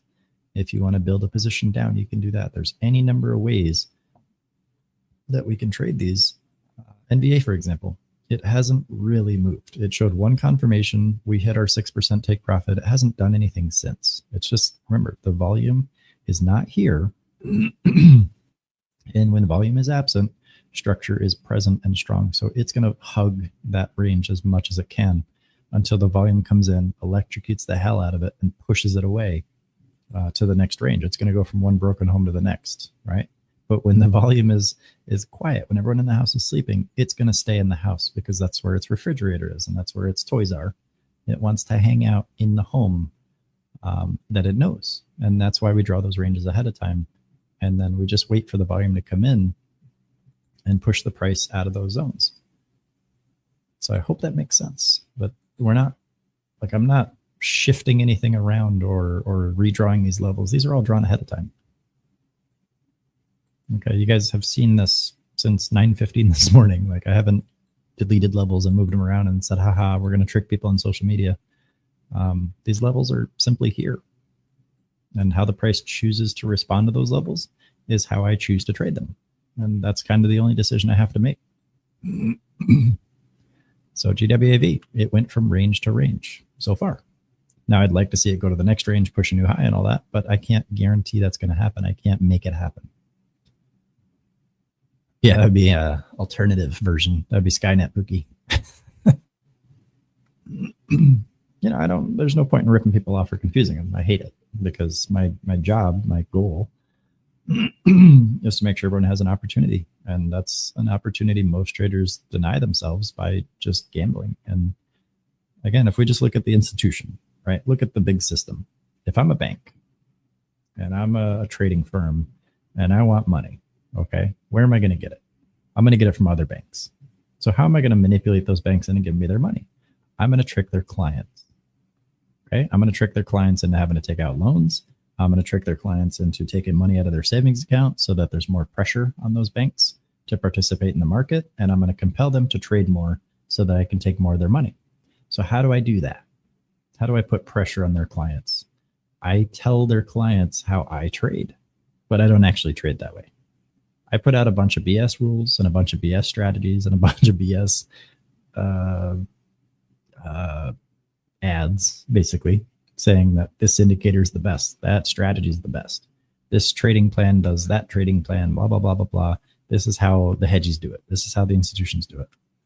When in reality, all they're doing is teaching them to blindly follow stuff without scrutinizing it. So when we look at how they actually trade, it's just like this. It's very simple. It's very straightforward. It's not super complex. most of it boils down to just manipulating other algos and the psychology behind those people that built it and the general behaviors of the market. So if I want to exploit people, meaning banks, right? Let's say I'm Goldman Sachs and I want to take out JP Morgan, right? I know JP Morgan's sitting there looking at the same tickers I am. I need them to get a bunch of money. So I'm going to go mess up their clients, and I'm going to publish these little playbooks. I'm going to say, hey, internet of traders, I'm going to teach you guys this one strategy that I learned while I worked at, let's say, Barclays, right? And this is how we did it on the floor. And they're going to go out there and they're going to pay hundreds of dollars for that course. And it's going to be something very stupid. It's going to be like the VWAP, right? Or footprint candles, I think, is another one that I've seen.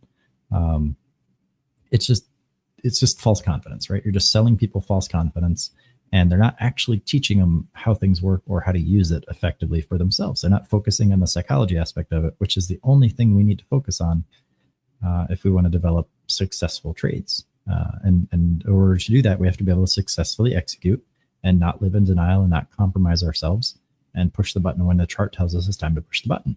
Okay. So if I'm a hedgie and I want to take out Goldman Sachs or JP Morgan, sorry, I almost took out my own people there. If I'm Goldman Sachs, I want to take out Chase Bank or JP Morgan. I'm going to go in there and I'm going to put a bunch of stuff on YouTube, and I'm going to pay a bunch of influencers, and I'm going to give them, and by pay, I mean, they give them access to things, right? Like if I give you access to an indicator for you to go out and promote it, right? And then I give you an affiliate link to get people to open a credit card or to buy my course for this bank, or open a savings account with a special yield because this bank gave you access to something. You're probably going to want to think it's your idea, and you're going to go out there and promote it. And that's what a lot of these YouTubers do. They go out and promote other people's stuff, more specifically like programs like credit cards and things like that, because they want to increase the money flow. They feel like they're helping. They feel like they're doing the right thing. They feel like what's worked for them will work for others, or they're just looking for a short-term paycheck. And ultimately what that does is it just reinforces those theories. It reinforces the indicator usage. It reinforces the double bottom strategies and all that good stuff that you see all over the place on YouTube. And people don't take the time to realize that you can't predict. It's that they frame it in terms of being able to help people predict the market, and that is not the case. You can't predict the market. That is not your job. It's not going to work. I don't care what anybody out there tells you. Have them talk to me. I want to see proof of concept. I want to see someone that can predict the market. Because this is probably as close as you're going to get. And I hate saying that, but just identifying where the prices move violently from, and then waiting for it to potentially happen again, and then taking a piece of that ride, is about as close as you're going to get to being able to predict the market, right? Other than if the price is currently going up, it's maybe going to keep going up, right? You don't control that. You can't predict it. So if I'm trying to coerce people into giving me their money, both in terms of retail and other institutions, I'm going to give them my playbook. I'm going to say, okay, I'm an institution. This is the double bottom strategy that my firm uses. We do this every day on the floor. Pay all this money for a course, or we'll give you access to something if you give us your data, right? They get your data, then they reach out to you and they give you all kinds of spam and stuff like that. So, they win either way. Plus they sell your data to other banks and stuff like that. But either way, you're putting less money into your savings account, which is going to make your bank more desperate to make money in the market, which means that I'm going to have an easier time exploiting them as an institution, okay? Because I've told all your clients exactly how you make money and how I make money in the market, but we're not actually doing that. I've lied to them a little bit. And they're going to go out and do it, and they're just going to hand over their money thinking that it's something that they're good at. They're going to get frustrated. They're going to give up. Then they'll come back to you and maybe take out a loan because they weren't financially stable, and now they have bigger expenses to cover outside the market. Like they want to repair their home, or maybe they want to buy a new vehicle. They take out an auto loan, and you guys get more money on the interest rate, which means that you guys get to put more money back into the market, and I get to take that from you as well. And that's just how the circulation of money works. It's institutions consuming other institutions, and they do that by attacking their client base and trying to acquire their client base. So all that means for us in the market is that we need to trade like them. We need to think like them. Where are these algos most likely to get tripped up? What strategies are most likely, going to be followed? Like in this case, is this a cup and handle? Is this an inverted head and shoulders? Is this one of those patterns that people believe in more than they should? That's not to say that the patterns are invalid. It's just that people use them the wrong way. People use them to try to predict instead of accepting them for what they are. And that is just ways to manage and identify your risk levels. So in this case right here, did the price do anything that it didn't already do over here? No, absolutely not. I was already in here. Price pushed down here, it pushed down here. But a lot of traders would see this same exact information with this stuff in between it and have a much more drastic response than they did over here. And it's a mindset thing. It's a psychology thing. So I'm okay with this, right? It's not profit yet. So I don't really care what it does. It's not time for me to take action. I only have 2 areas here that I want to take action in. Let me draw this out as I'm rambling. Sorry. All right. So I've got an area up here. I want to look to take profits. Okay. Then I've got an area down here where I'd look to potentially add. Okay. So anything in between, I don't care about. Does that make sense? So let me catch up on the chat here. Sorry. So NVA looks like it's getting some action. Yeah, this one, showed our earlier confirmation here. Now I'm not trading. It's a $55 stock. I can't trade it on this account, but it showed a confirmation here on a break. And then we got our 6% take profit where we sell the bulk of the shares to guarantee a net profit overall. And then it kind of came back, it hugged the zone, got a little piece of volume here. Not that great. The volume ebbed out. Price came back down. Remember, it wants to hug these zones. Price came back in, it pushed back out. So if the volume falls off again, the likelihood of this coming back to this zone is pretty high. If the volume can come in and sustain and push the price up, then yeah, you might see that target zone. And it all boils down to the word might, right? Like, what are you going to do in both directions? What is your plan? And how does it, like, how specifically does that plan ensure a disproportionate risk reward ratio? It doesn't matter if you're right. It just matters, what is your plan if it comes up here? What is your plan if it comes down here? What is your plan if it comes down here? That's all you need to plan for. And then you just follow whichever one happens. The price isn't going to shoot up here, and then the next second it's going to be down here, and the next second it's going to be up here.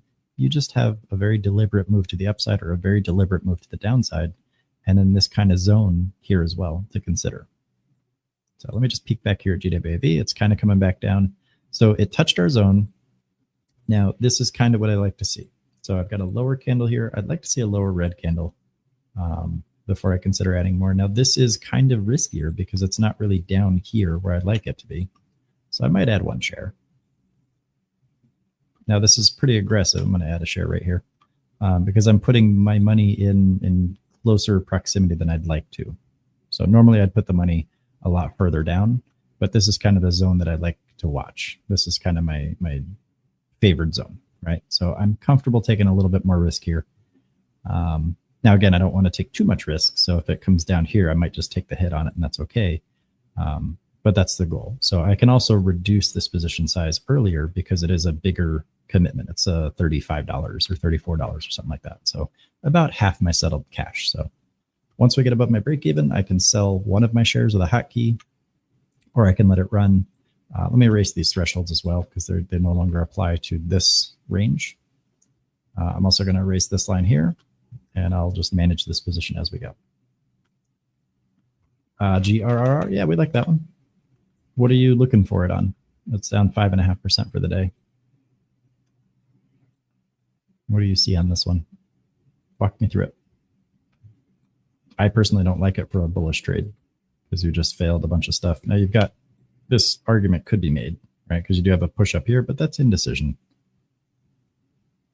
And you didn't really get any good displacements here to the downside. So maybe like you got this move here to kind of support that. So I kind of like that.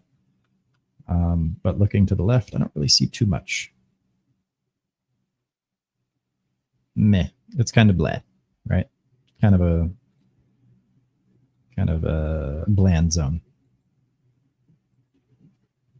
Unless we look maybe at the 5-minute, you might have an argument to be made right here, but it's already kind of pushed down below that.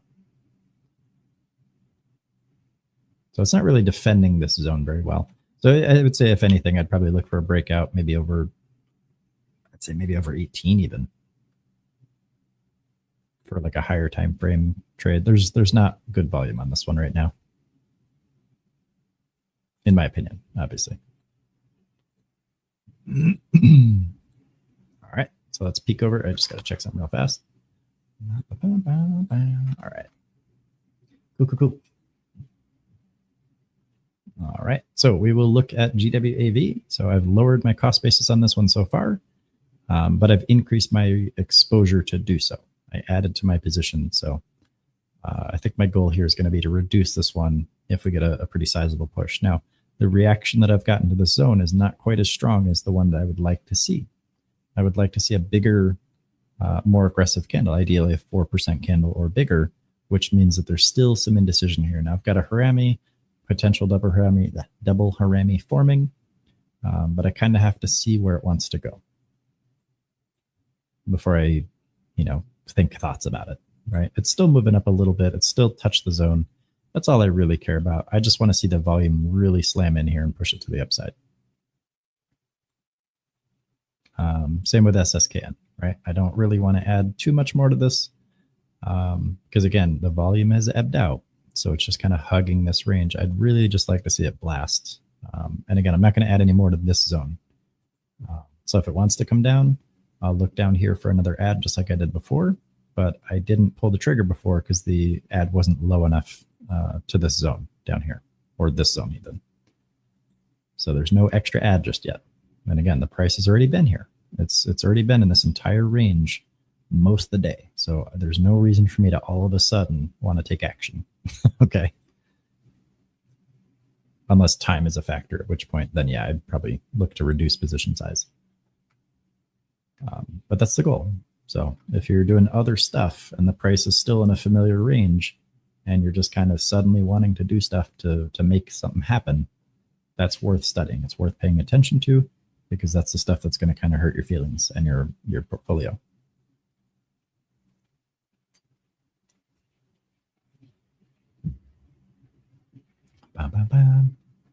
So I also want to consider the neighborhood, right?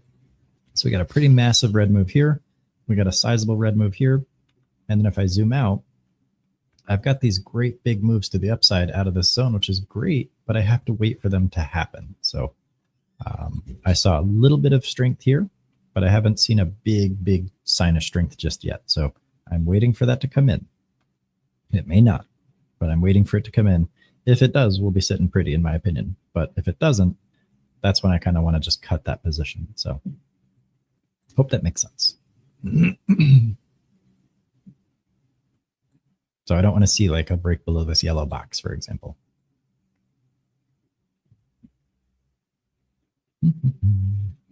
So that tells me I look at the order book. So I've got a 18K wall here, 24.5K wall here, 1,000 wall here, 1,900 here, 1750, 1720, and then a bunch of smaller walls on the ask. So the ask is dominant so far, so the price should move up in theory.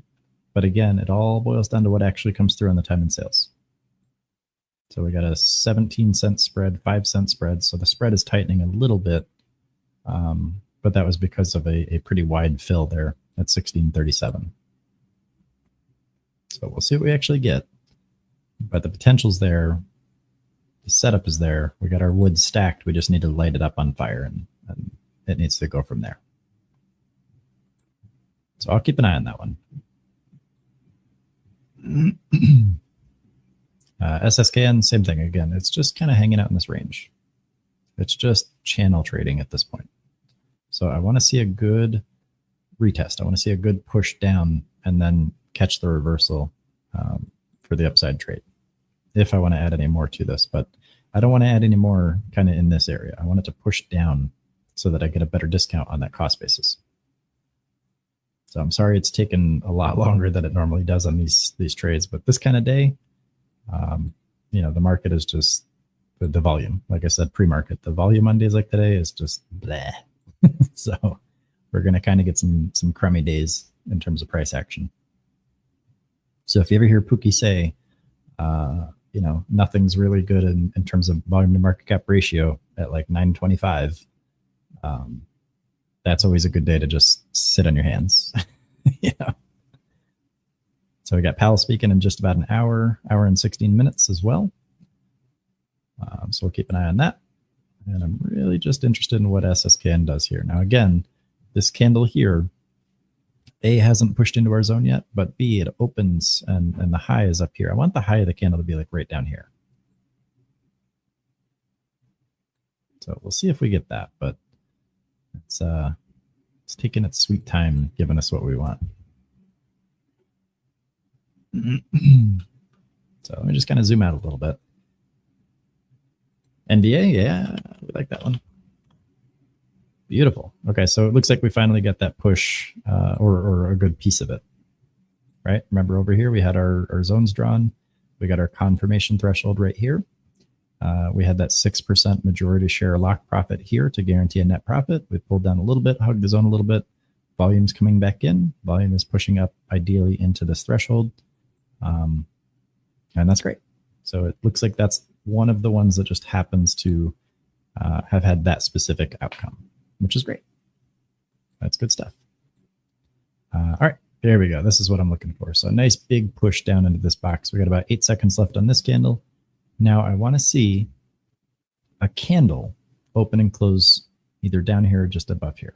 So I'd like to see a high just above this box before I consider adding any more. So let me just get this ready.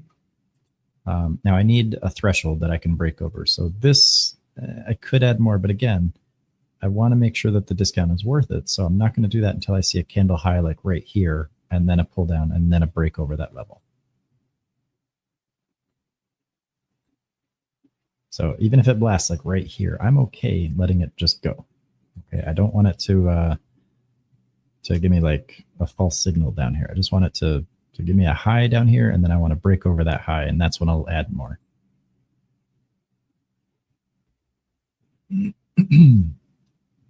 So I do also have to probably cut off here pretty soon. So hopefully it happens soon, but I got at least 2 minutes per candle, so it's not going to happen immediately.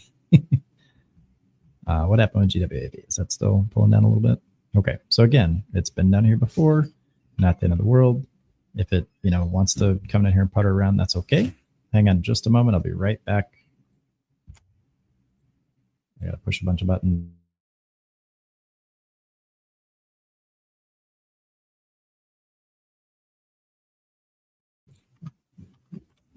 All right, sorry about that.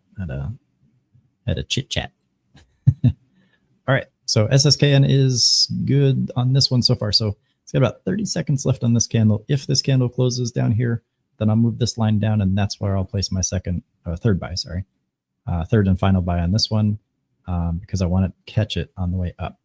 So I got about 20 seconds before I can move this threshold down, and then I can always place a buy stop for 4 shares. So let me get that order ready. And that's kind of how we can run these. And that's going to be over this high, which is 218. So I'll place the buy stop at 219 because I want it to be on the way up. And I got about 2 seconds left. I'm going to place that there, place the order here. So 1 cent above this level here is going to be my third buy on SSKN at 219 for 4 shares. So I'm going to erase this line, and we'll see if I get filled on that. And that's just going to be a breakout of this zone. I'm going to go ahead and turn this into a gray zone.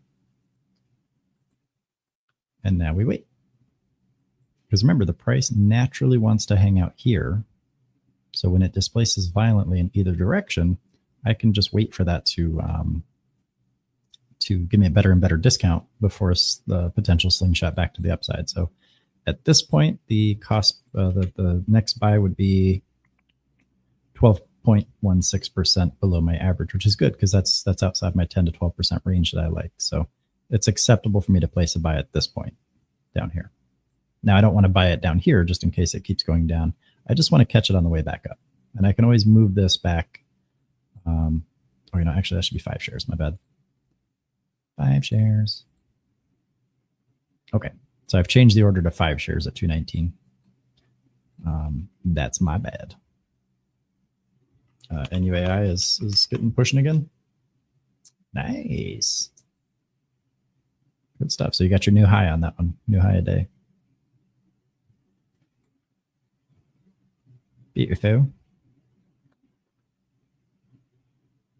It's got to get that volume. So you got an increasing volume here, which is good. It's just got to be more directional volume. So it's got to be more ask fills. So you really want to just see bid side participation fall off. You want to just see slams on the ask, and then to see a bunch of white orders. So these white orders right here, these are all mid fills. That's not what you want to see. It's good because it's depleting, and that frees up one direction or the other.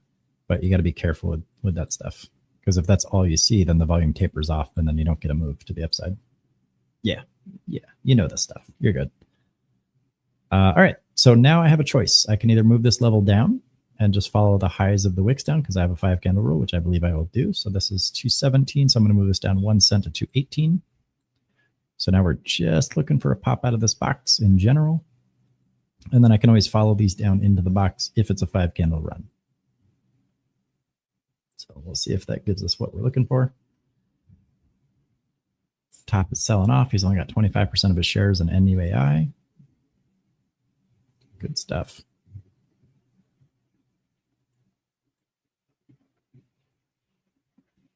And that was in, yeah, let's take a look at that one. Yeah, it's pulling back a little bit. That's okay, right? Because you got a plan in both directions. Looks like NBA wants to hang out here as well. So far, it's going to come back, retest that area. Good stuff. You get some higher lows, higher highs, higher lows in the mix. So far, so good. Just want to keep an eye on this one, because I feel like this is probably going to be the top watch after, ideally, anyway, after we push out of that zone.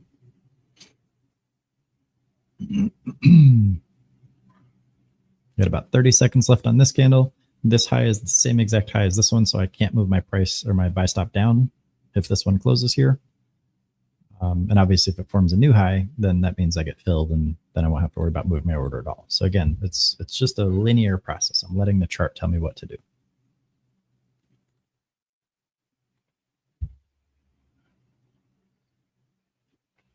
So I know that right now, if this candle closes here in the next 5 seconds, I don't have to move this level down for at least another 2 minutes, which means that's 2 minutes in which it could get filled, or, right, one of two things will happen. Either I'll get filled on a breakup, or I'll get a lower high or an equal high on the next candle. So I already know the next 2 minutes worth of action that I have to take is only going to be move a level down or not, right? That's it. I move my buy stop order down if I get a lower high. If I get filled, that means the price has come up. So again, it's a very Boolean, very linear process. And the lower I go, in this case, into these zones, the better the reaction tends to be. So I don't really care if it goes up early. I kind of want it to go down and really test that yellow box, because that yellow box is where kind of the bigger moves have stemmed from. This orange box here and this gray box here, it was previously orange, they're great, but this yellow box is where the best, like you can see, these are all hedgy signatures right here. All these little wicks right here, all the curl, all the big displacements, those are all what I'm looking for on this trade. So let me just see what's the high on this one. So this is 215. So if this candle closes down here in the next 50 seconds, I'll move this down to 216. But we're seeing a lot of juice on this right here. So we got a 34.9K wall at 213. Let's watch that wall. 34.5. They're putting the volume threshold test in the way.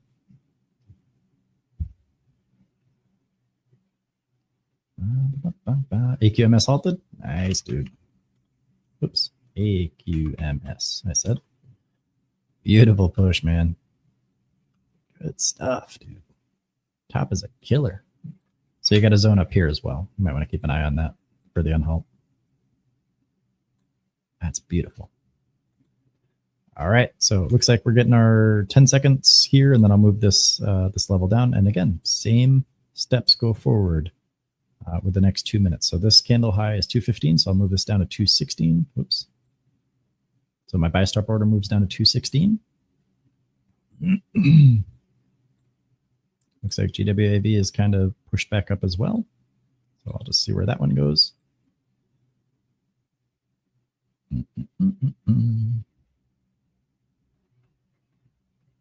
There we go. So I got filled in my next 5 shares. Nice little buy up on that, but it's got to go now, right? I don't want it to hang out and go sideways. I want it to just blast up out of that zone and give me everything I've been waiting for. Now, the risk here is that it didn't quite come down to my yellow box. So we'll see. We'll see if that was enough early strength for that to happen, or if it might still putter around and kind of come down. So we'll see. GWAV as well, just kind of chilling. It's got to get through this orange box here. It just has to blast and keep going. So I got to uncheck this box here because I don't want to try to sell 4 shares of a 2-share position if that one decides to run. So we'll see. What's up, Breckle? How you doing, buddy? Good morning, good morning, good morning. It is Tuesday. We had Monday yesterday, and we'll have Wednesday coming up ahead of us tomorrow. We got Powell speaking in about 65 minutes. They've got a little bit more juice on SSKN so far, but again, it's got to go. This is a 4% candle, which is now the opportunity for the momentum algos to jump in and push us up over like 235, 240, 250, 260. So we got a nice little set of potential chain fills here, which is great. But it's gotta realize. I gotta see it go. Oh, Baron's working out. What are you doing? You do push pull leg split, or do you do full body every other day? What's your regiment? Do some sit-ups for you.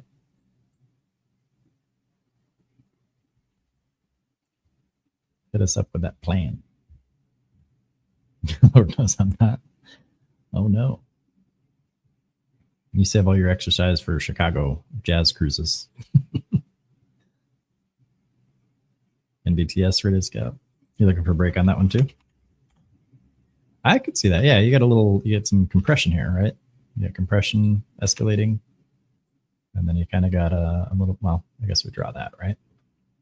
So nice. Now, this particular setup also has potential to come down here, which I'm just kind of pointing that out for everybody else. So yeah, I mean, if that goes up, you got a nice little gap fill up to at least right here, right? So that's kind of your range for now. Now, I don't really like this zone. I believe there's a better one up here. I guess, yeah, right at the top here. That's probably the healthier one. So yeah, I could see that.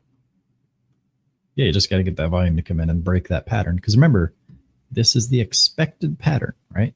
You got a downtrend, you got ascending lows, ascending compression, and then the traders, of YouTube are going to say, oh, this is going to be a massive spike to the downside, blah, blah, blah. So everyone's going to take a short position. And then the hedgies are like, all right, cool, everyone's ready to harvest now. And then they blast it to the upside. So we can break that cycle by just having a plan for both directions, and don't try to predict. Like, don't carry that bias in with you when you're looking for trades, because that's what destroys you. You can't have an expectation of the market. You can only have a plan. And it's got to be a bi-directional plan. You have to say, if this goes up, I will do this. If this goes down, I will do this. You can't guess, and then consistently get results that you like. You're going to consistently get results that you don't like, with some results that you do like mixed in, but you're not going to have a good time. All right, so on SSKN, we now have our full independent candle open and closing above, existing entirely above the orange box. But again, I would have much rather preferred a yellow box retest, but that's okay. I know these are where the hedgies are hanging out. That's where they're accumulating. And we'll just see what they're willing to give us. Push, pull, legs, shoulders, forearms, hamstring, and glutes. All right, so it looks like you're doing a lot. You're not doing any sternocleidomastoids or any of that stuff.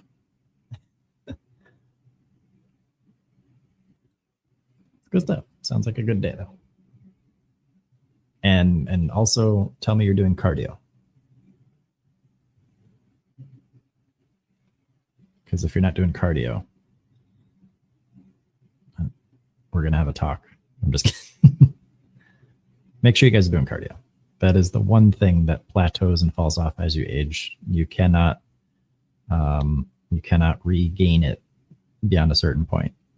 You can always put on muscle as an older person. Even you can gain mass. It's a lot harder and you risk injury a lot more, but you can always build muscle. Cardio, not so much. There is a finite curve to it, and it's very difficult to rebuild that. So I just don't want you guys to suffer in Cardano. Now you're a younger guy, if I remember correctly. So just make sure you get it and stay on top of it. You know, take it from old people. I mean, don't take their oxygen, but like take the advice. Is that why you're working out, so you can go beat up the elderly people and take their oxygen tanks? If these streams are something, yeah, I mean, we do these every day. Some of them are in premium. So Monday, Wednesday, Friday, they're in premium. Mad Maverick does the Thursday stream, and I do the Tuesday stream here in free. And then I also have my live stream on the free side and for the Rags to Riches, which was the last Friday one. I think you were on that one, if I remember correctly. I don't think you were. Were you? What was Friday's date? Yeah, you could have been. You joined last Thursday. You getting the free trial? Yeah, I saw you join the free trial. So for anyone also that hasn't taken advantage of the trial yet, I'll put the link here as well as on the internet, on the social media, because I talk like that.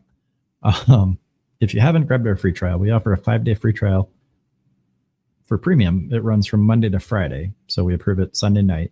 Nikki goes through everybody and kind of, it's a one-time claim though. So if you've already gotten it, you already kind of got it. So you can't do it twice, unfortunately, unless there's like exigent circumstances. But she goes through and approves everybody.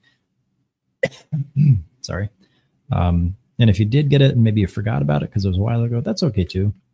She'll reach out to you and she'll talk to you about it. But we can't offer it more than once, unfortunately. But that'll get you access to all the premium stuff.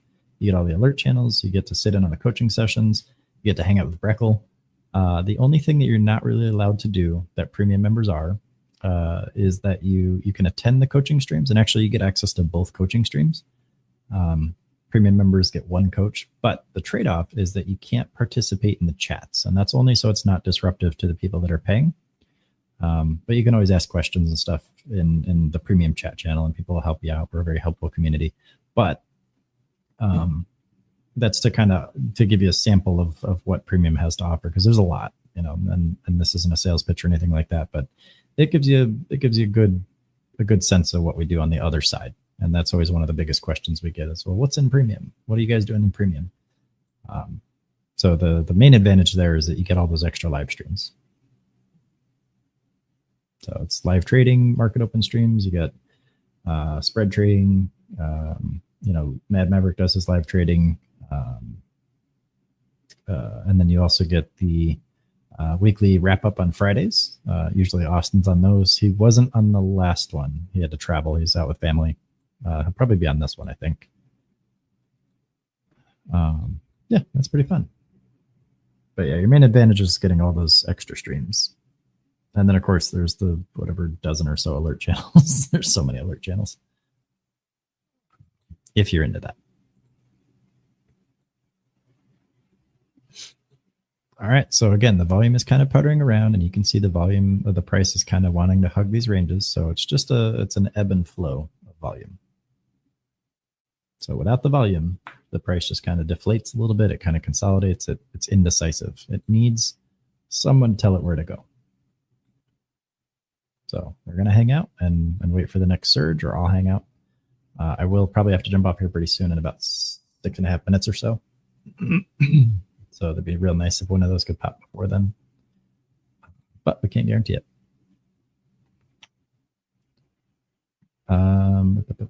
Yeah, you get access to the education. I think it's slightly limited access to for the trial. EDHL is pushing.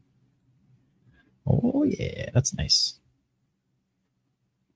Again, I don't personally like this one. I don't like that it wasn't able to hold over $1.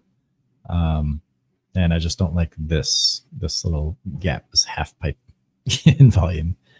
This just screams double top to me, because the volume, right? If you flip this upside down, right, you've got the textbook double top. And I'll draw that out. Actually, let me just draw that on my drawing tool. I'll just draw it out here, and then I'll just kind of pull that up there. We'll do one of these so we can keep an eye on it. I'll keep an eye on this as well. So when we see a double bottom, okay, this is what we like to look at traditionally, right? You've got your approach, you've got the retest, or I'm sorry, the initial test, you've got a wide separated midsection, okay? And then you've got the retest with a confirmation out of that area over the midpoint, the neckline, right? And then in terms of the volume, you should see the inverse of that. You should see spike in volume at the retest and an absence of volume for the wide separated midsection. There shouldn't be volume in the middle. So what you've got there on EDHL is the exact, it's the exact fulfillment of that, right? So you've got this spike up here, and you've got a peak in volume. Then you've got this wide separated midsection to the upside down, right? So let me just erase all this. Right? So you've got kind of this, and then you've got one of these, and then you got kind of one of those, right? So that's the wide separated midsection. You've got the retest over here. You've got the initial test here. And then in terms of volume, you've still got that, right? So if we look here, you can see you've got a surge in volume. You've got a gap. Basically, I mean, you got a little spike here, but that's most of the time you have a gap here. And then you've kind of got a surge here in volume. You've got a spike here in price, wide separated midsection, retest, and then showing a rejection to the downside. So that's a textbook double top. Now, it doesn't mean it's going to reject all the way down. It just means that there's potential for it to do that. And that's kind of where we can focus, and we can use that as a filter potentially. And I know you know this stuff. And I know you're specifically looking for a higher entry on a big volume push to the upside, clear of these highs and things like that. You're not looking for kind of a halfway setup. So I'm just kind of spelling that out for everybody else here. This is why Top likes to trade above pivots and not just at breaks of pivots. Yeah, Baron, that's him. That's my favorite Top, my favorite person. Don't tell the wife. No, he's got it. He's got a lockdown. He's got the analysis, and most importantly, he's got the mindset. His mindset is 100% locked in. It brings a lot of experience, a lot of discipline into the market. So I really didn't have to do too much to help him. He did a lot of the work on his own and just kind of took off. It's beautiful to see. The guy changed his life, and I love it. All right, SSKN, we're just kind of hanging out still. Again, we got that low volume crappy situation here, so we're just kind of watching paint dry till the volume comes in, and then it gets all watchable again. So you learned English for this. You came to the wrong place. I stammer a lot. Fergie, off-topic question. I sold a cash code put on RWT in your Webull account yesterday. Evidently, they assigned it as the cash code put is gone, and my shares are 100 more, but I can't find the transaction in the order history. Do they not show that as a transaction? Does anyone know? Yes. So your transaction might show up differently if it's a cash code put assignment, and it might also take a little bit longer. So when was your, it might show up on today's order confirmation. So if you go to your order history, you might have to go to the actual contract if you can still find it, and then look at the order history for those only. So if I come up here to orders, for example, make sure you're unfilled, obviously. But you can also, is this where you're looking, or are we looking on the actual trade confirmation that they give you? Because that won't update because things didn't settle yesterday. They settled this morning. The other place you could look is if you go to your account screen and you type in RWT in your P&L widget, it'll show you in there, or it should show you in there. You might just see it under like options trades and then stock or whatever it's called.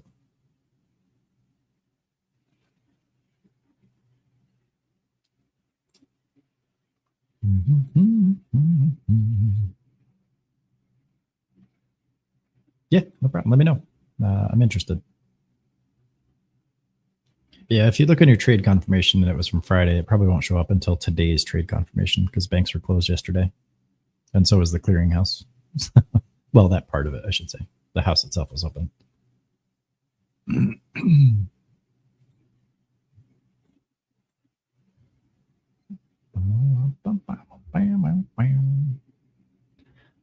right? So we're just hanging out, just chilling.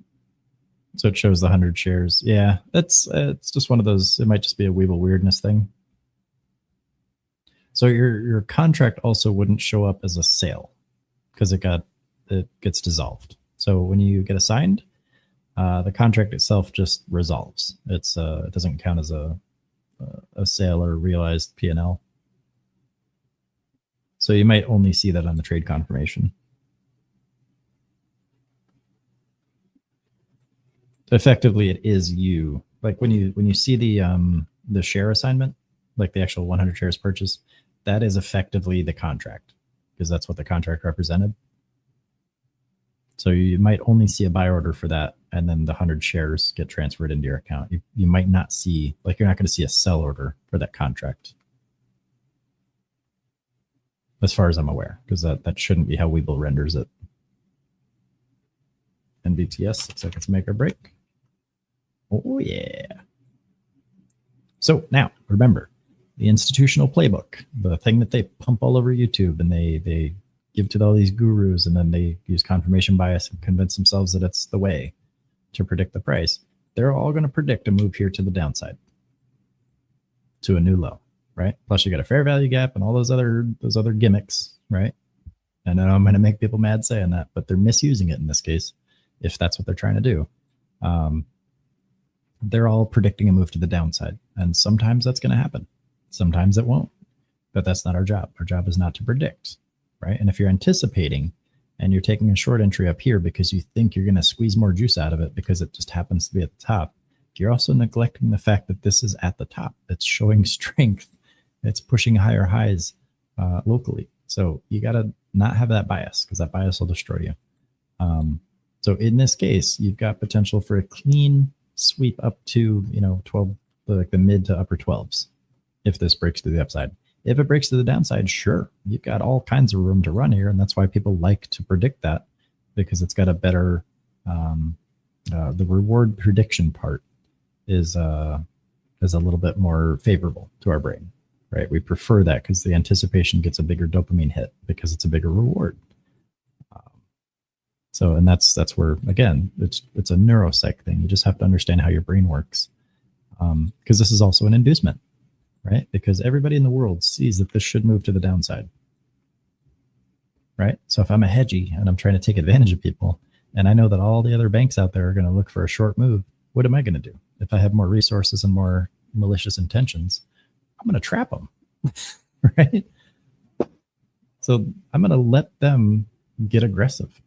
This is the softball pitch. This is the easy setup. This should absolutely just slam to the downside, right? So I'd be a fool to go against that. Or I know that they're going to pile in. They're going to put all their shares, all their money right here. I'm going to scoop it and trade it up to the upside, because they're all going to panic and they're going to have to double their position size to cover that position that I'm about to deprive them of. So we don't know which one of those is going to happen, but we know that they both could happen. And all I got to do is make a plan. So since I personally am on a small cash account, and I'm not going to trade this one, but I would have a budget limit for this, and it would either fit or not fit. It would show me a confirmation or a non-confirmation. And it would either go up or down. If it goes up, I trade it. If it goes down, I stay away from it. And again, it's a very Boolean process. Bold of you to assume I have brains. I believe you have one brain, not brains, not multiple, but you might. You never really know. Breckle has a spotted past. So we never know what he's up to. How many states have you lived in? Let's see some gas receipts, buddy. Some hardware store receipts as well. Are you buying your hardware supplies 200 miles away from your home? Or are you not managing your risk?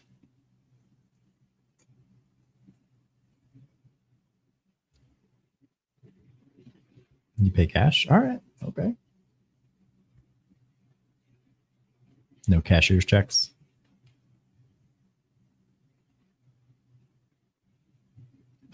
Physical states or states of mind? I think that's the real question. I don't know. I'm going to have to ask him. I'm not going to ask him. All right. I'm also going to guess that based on the absence of meaningful volume in the market and the lack of meaningful movement in the market, I'm going to guess that we kind of have a bland day over here. Yeah, we're just kind of hanging out below the range, not really moving up. You know, we had a big push, which is great. Good sell off in the morning, big push for recovery and a new high, and then it's just kind of chopping sideways. So not a fun morning, but not unfun. It's just kind of anticlimactic. So we're just kind of hanging out and waiting. And remember, all I'm looking for is just a clean, violent move to the upside off an area with strong historical violence. So I've got 1, 2, 3, 4-ish, kind of a weak one there. 4 good, strong moves off this level. Plus we got an abnormal sign here, which is good, strong confirmation. Place my second buy here. Just going to let it go up if it wants to go up. If it goes down, I'll let it go down a little bit, but not too far. And same with this one. Just looking for moves out of these areas of violence. And I'm seeing signs of strength in these areas of violence, but there's no follow-up volume. That's kind of the only thing killing these at the moment. And by killing, I just mean it's going sideways. So I just got to wait for that volume to come in. There he is. All right, Breckle, take care of yourself, man. I will probably have to jump off here soon. I know I said I was going to leave at like 11:30, but I do have to jump off here. So another 4 minutes. Does anybody have any questions before I jump off? It's like EDHL is pushing back to $1. It just likes the dollar range, but it can't break over it. So this tells me, right, also, there's accumulation for zone recovery. So not the best setup. Don't really like it. I'd like it above, you know, easily above $1. I'd like to see it just continue on its way well above $1. I don't want it hanging out down here between 90 cents and $1. That's not, it's not good. What time is Powell? Powell is at 12:20 p.m. Eastern.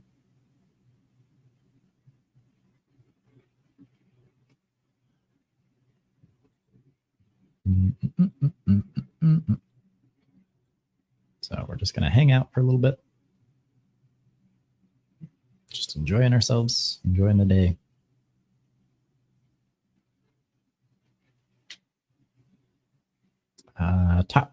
Great stream mentor. I'm glad you're here, man. This is so good when you talk through the trades. This gives us insight nobody can give. You give me too much credit, man.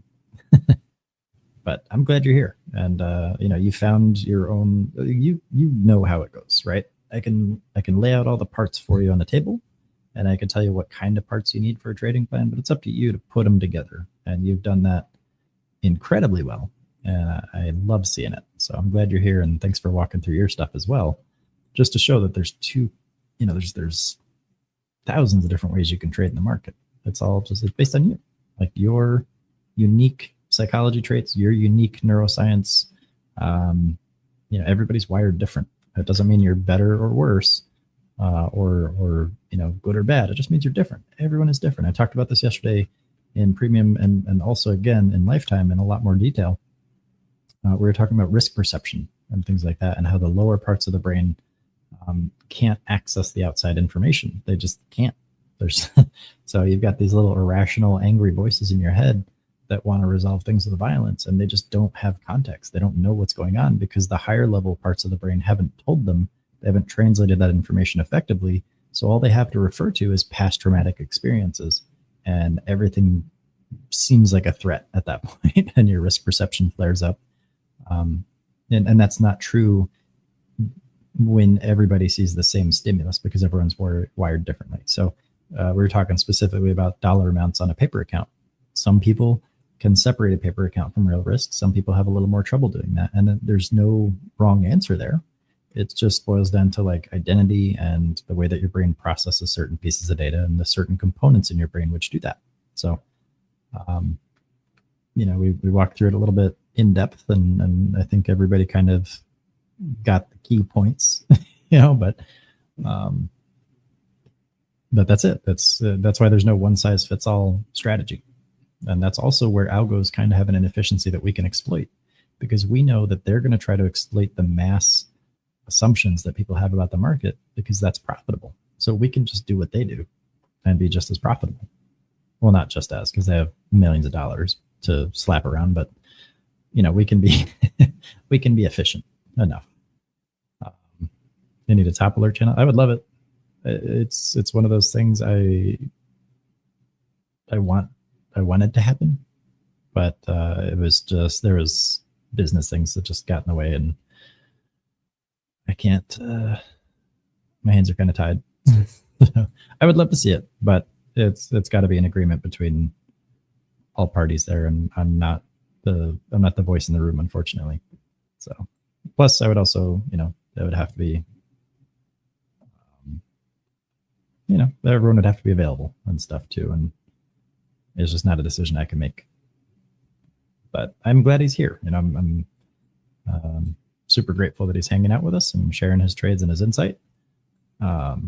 Maybe in time when Sad Boy hits 100 million market cap, you do it for free. I hear you. I think that landscape will be substantially different when that happens, and I'll still be here doing this because this is my purpose. I like it. And when I say I'll still be here, I mean I'll probably still be watching this stock because it's taken a while. But you guys get the idea. Yeah, I think a lot of people would be pretty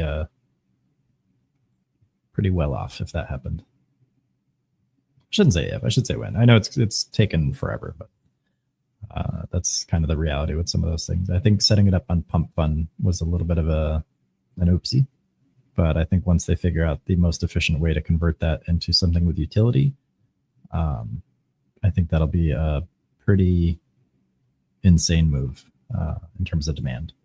What is Sad Boy? Sad Boy is the name of a crypto token that Big Quench launched, and the community rallied behind it. The idea was to provide mental health awareness and support utility, and it has. I mean, there's been specific cases where it's helped like real life people.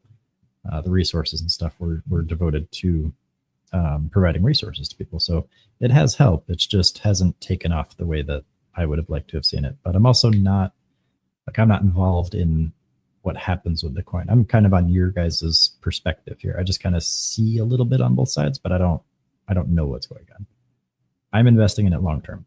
I believe in the project. I love mental health support, but I'm not gonna speak on behalf of Sad Boy or anything. It's just something that I happen to have invested in. That's not something I'm building myself. So, which is good. It gives me a good balance between I see it from this perspective as well as this perspective. And so far, all my leanings are telling me it's still a good investment for me personally. So I've walked through my plan for it over time. It's got to hit certain thresholds, and then I'll increase my commitments to it. We'll trade the hell out of the liquidity on it. And then I'm not going to do that ahead of time because that would be a little bit too aggressive. It would pump it. It'd spike it artificially, and then it would just kind of ruin it for everybody because other people would just sell out and they would kind of get extorted, and I don't want that to happen. So there will definitely be a time and a place to make bigger commitments and to let it go. Otherwise, it's just, I hate saying it, but I kind of called it out months ago. I said it's going to be investor heaven, speculator hell. And I think a lot of people are still keeping an eye on it, which is good. But I don't think any of the big whales, to my knowledge, are going anywhere. I think everyone's kind of committed to it. And, there's this stuff in the meantime. So while that's cooking, think of it like a crock pot. It's going to maybe take a lot longer, but we can also fry up some hot dogs or something in the meantime, So we'll see. But again, it's a mental health investment project for me. So I'm investing in it. I believe in it. It's good stuff. But if you want to speculate, if you want your money freed up, I totally get that too. I wouldn't personally, if it were me, I wouldn't sell all of it. I would keep a bunch. I would contribute to it. But I can't tell anyone what to do. I just do believe there is massive potential in it. It just has to, it's a function of time, unfortunately. So, yeah. And the community itself. I mean, there's a lot of just genuine people there. I think we're all on board with the mental health thing. I think that's something our society could definitely put more focus on, and governments could put more resources into. And looks like we're getting a little bit of a pop on SSCAN so far. It's got to go though. I don't want to see these little push pulls. I want to see a break, just a clean break. Maybe shoot over 275, $3. That'd be pretty cool. And yeah, exactly, Top. That is what we're here for. We're here to help each person study and take what works. Take what pieces you can resonate with, what pieces make the most sense to you, incorporate it into your trading plan when and where you have a free slot so that each of those little pieces of your machine can be optimized to burn that fuel that you specifically prefer.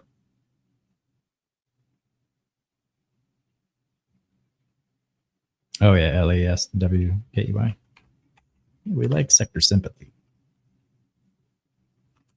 WKEY, yeah. Wisky Internet.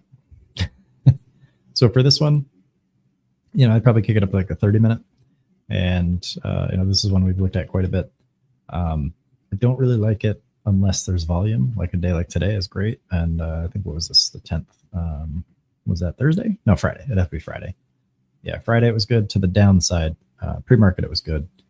But when there's volume, it's solid. Otherwise, you just got to kick it up the daily time frame and just do the same thing. Just where did the price explode from? Where do we start to see those abnormally large candles?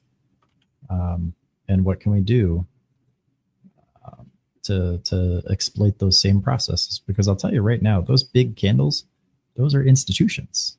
It's not little people. It's not retail traders with like an account like this size with $90. It's institutions. They're placing as much money as they can in these areas. Well, not as much as they can, but as much as they are.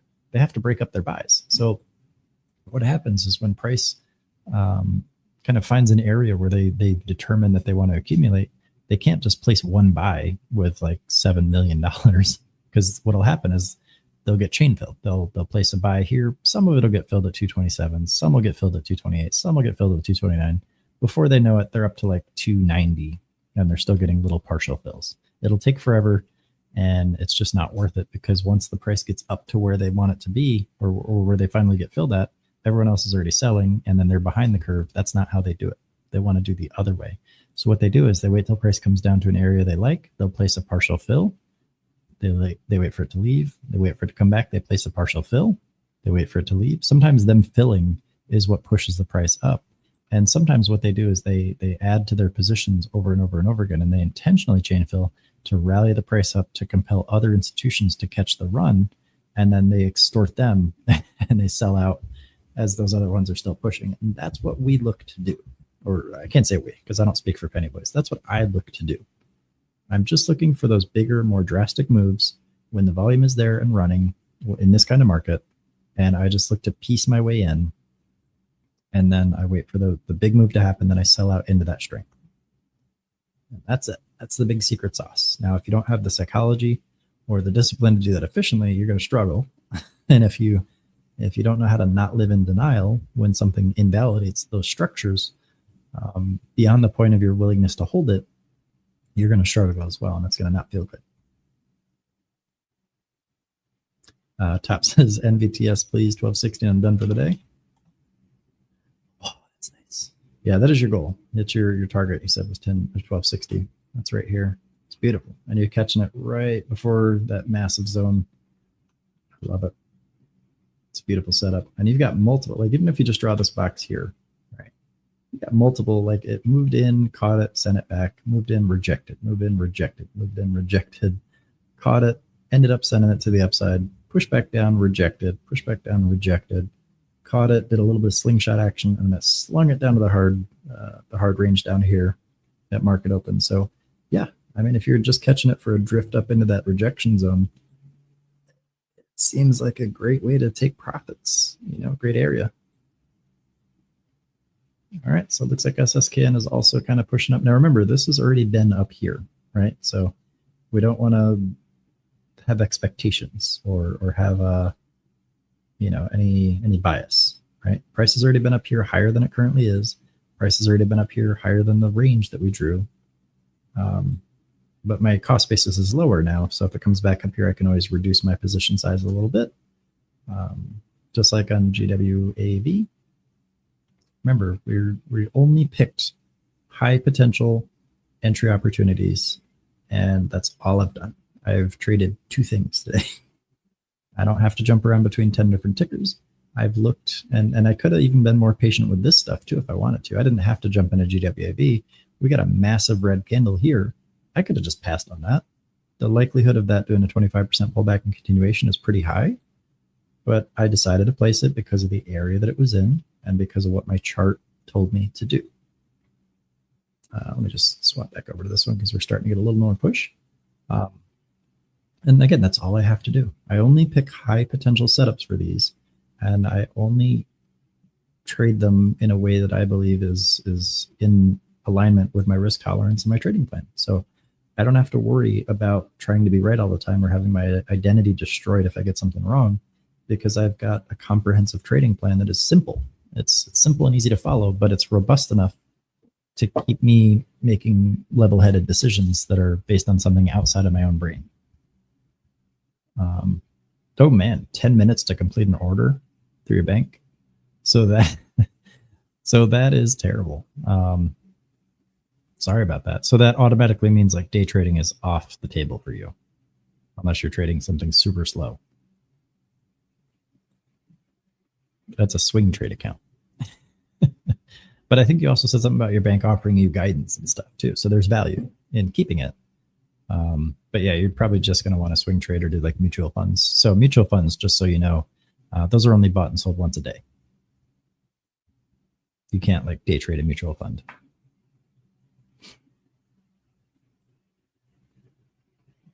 So that's the kind of bank that you'd probably look to buy mutual funds on.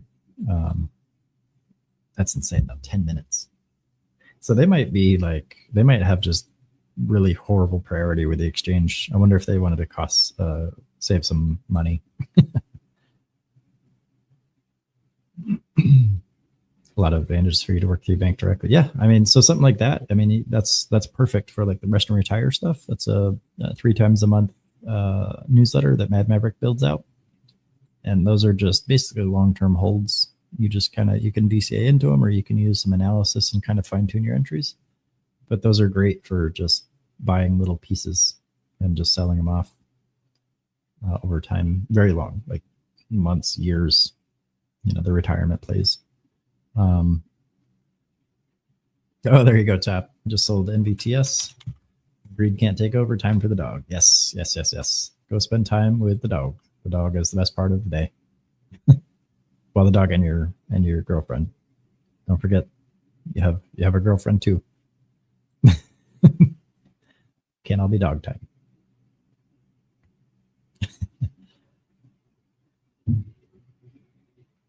But yeah, go. Oh, you listen. Oh, there you go. That's the way to do it. I'm just kidding.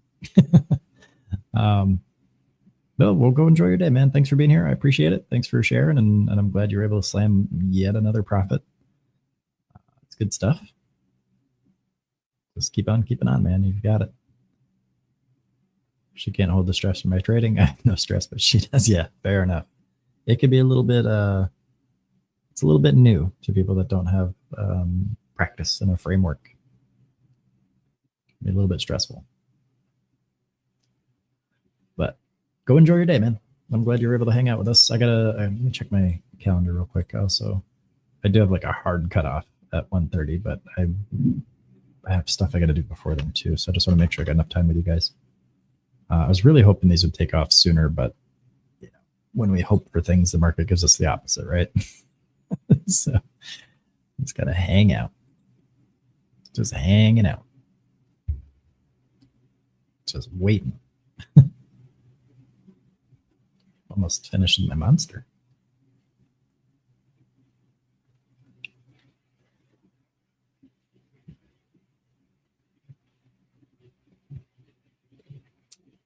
Looking more swing. Yeah, man. Whatever you can do there. But also, you know, I know I'm not speaking specifically to you here, but it's very important to make sure that you don't become a slave to the market. So have a plan for the day, get in, get out efficiently, walk away for the day. Put it back in its little box, set it next to your desk, and forget about it till tomorrow. This should be a side hustle. It's fun to stare at charts all day, but it's very counterproductive in terms of the value that you get from trading, because the cost will be great when you spend dollars and time. They're 2 separate currencies for what your return is, which is just money. Okay, money represents opportunity and free time in the future, but for now, you don't need to spend extra time in the market. Just get in, get out, get your practice, get some experience, and just move on with your day. The market should not be a big factor. This is a side hustle that affects your lifestyle. It should not be a lifestyle that makes you go out and get another side hustle. Okay. You like doing this more than anything else? Yeah, absolutely. Or something else, I should say, not anything else. If it's a hobby, great. Just don't become a slave to it. That's all I'm saying. And I know you've got a good balance there, Top. So again, this is kind of for everyone else, but it's good that you mentioned that, because you're done for the day. You're done trading. And that's the way it should be. In and out.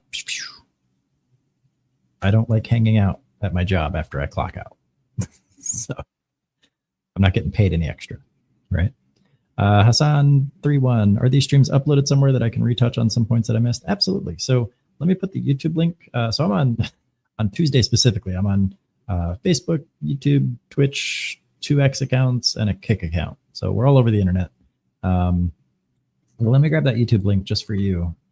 And this is also good for anyone that might have trouble tuning in or have issues with the Discord. So there's the recording. That'll be on that live stream. You can bookmark that right now if you want to hang on to it. Otherwise, I'll put it in the free chat as well as the past live stream channel. Now, the past live stream channel is a channel that is only accessible to premium members. So I see you're a free member, and that's okay. So for you guys, I'll put it in the free lobby. So you guys will be able to see it in there. I have a little kind of like a shutdown process where I have to end the recording and delete the recording from our hosting service and paste the link here and do all this and do all that. So that's part of my process, is that I go through and I paste it in the free lobby for you guys. So you guys can always have it. Powell does speak again in about 23 and a half minutes as well, just so you guys have a heads up. Top says, yes, learner can only hold max focus for 2.5, max 3. Yeah, exactly. Oh, what's up, Breck? Welcome back. AQMS. That is a nice one. It's up pretty good. Beautiful, beautiful, beautiful. I like the ranges. I've got some stickiness, right? That's a good one. I blame Breckle.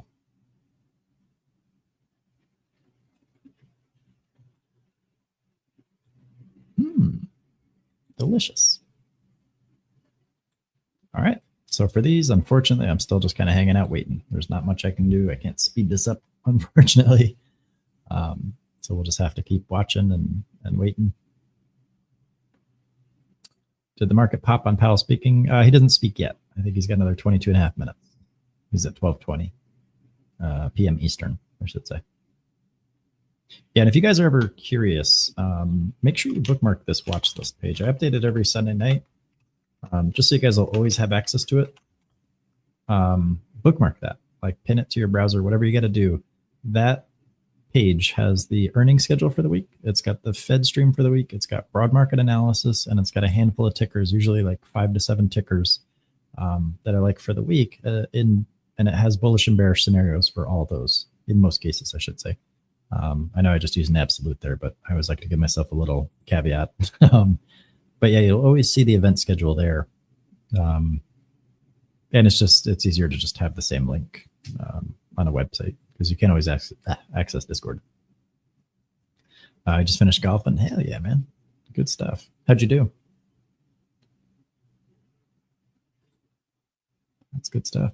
And did you have fun? I guess that's the most important part. J-Bag, off to see a buddy whose wife at 50 has just been diagnosed with, pancreatic. That's rough, man. So always remember, whilst getting into trading, it's not the most important thing in the world. Absolutely, dude. We trade to trade less. So I wish her the best. I wish him the best, the whole family. I know that sucks, and that's one of the worst ones in terms of metastasizing symptoms and it's rough. Now,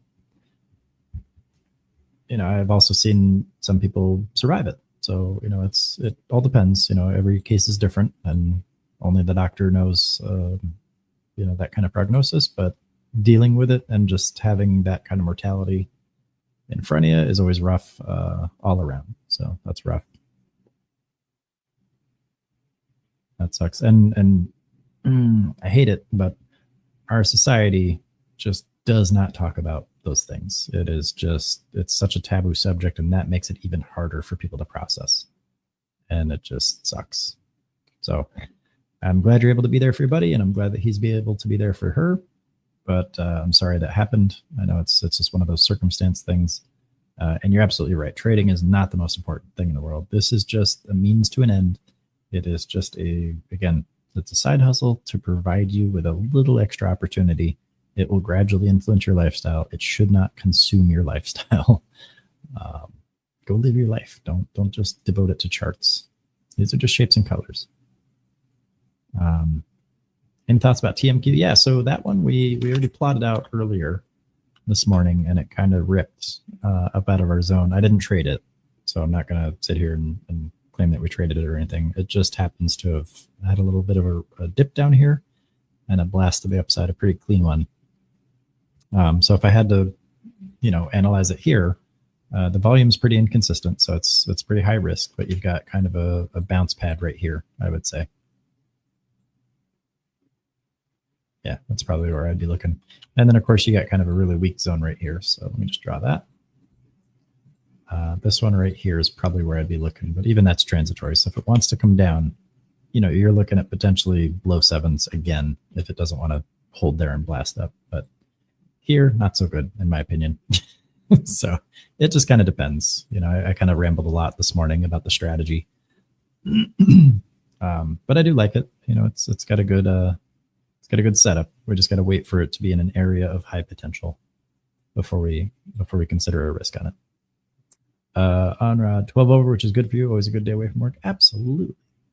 It was kind of a trick question. I don't care about scores. I just care that you're able to go out and have fun and be physically active and just kind of living your life. So good stuff. And 12 over, that's not bad. Not at all. I know a lot of people that would be kind of jealous. So congrats. All right, Fergie, you taking off? Sorry if you messaged that and I didn't see it. Glad you're able to hang out. I hope you're doing okay. I hope your plan that we talked about in Chicago is going. Good. I know you've been very chatty in the lifetime. I love seeing it. Sorry, I saw a message pop up in our admin chat there. So, all right, this is Paint Dryers Anonymous. I'm literally just waiting for a pop in volume on either one of these. These might actually run together because if they get the volume that we're looking for, they tend to have sympathy. So it all kind of just relies on SPY. If SPY putters around and kind of does its thing, it's good. It should theoretically just blast up like 670, and then we can very easily see our move. But till then, we're just going to kind of meander. Just kind of pacing around a little bit. So this one here probably has the best potential right now because it's in one of those areas of historical violence, but it's just got to get that volume. It's got to hit that spark. So, but it is also afternoon. I've been on here for 2 hours, 45 minutes. So it has taken a while, and I do have things, unfortunately, that I have to do. So I have to jump off of here, but I will update you guys in the chats with these trades as they go. If end of day hits for some reason and I'm still in these, I do not plan to hold these beyond today. So I want to be very clear about that. I don't hold these overnight. They're day trades. They're only meant to be day trades. If I ever do find myself holding them overnight, I will let you guys know ahead of time. And I will also personally just mark it down as a deviation because I don't like holding these overnight like that. AQMS hit 25. Damn, okay. That is awesome, man. Good stuff. That's insanity. So, all right, guys, I got to jump off here. Let me end the recording. I'll do my little shutdown process. I'll hang out with you guys in Discord here for a little bit. But let me at least do that part. So thank you all who are watching on social media. Thanks for hanging out. And thanks for watching the recording. If you're watching this after the fact, we'll catch up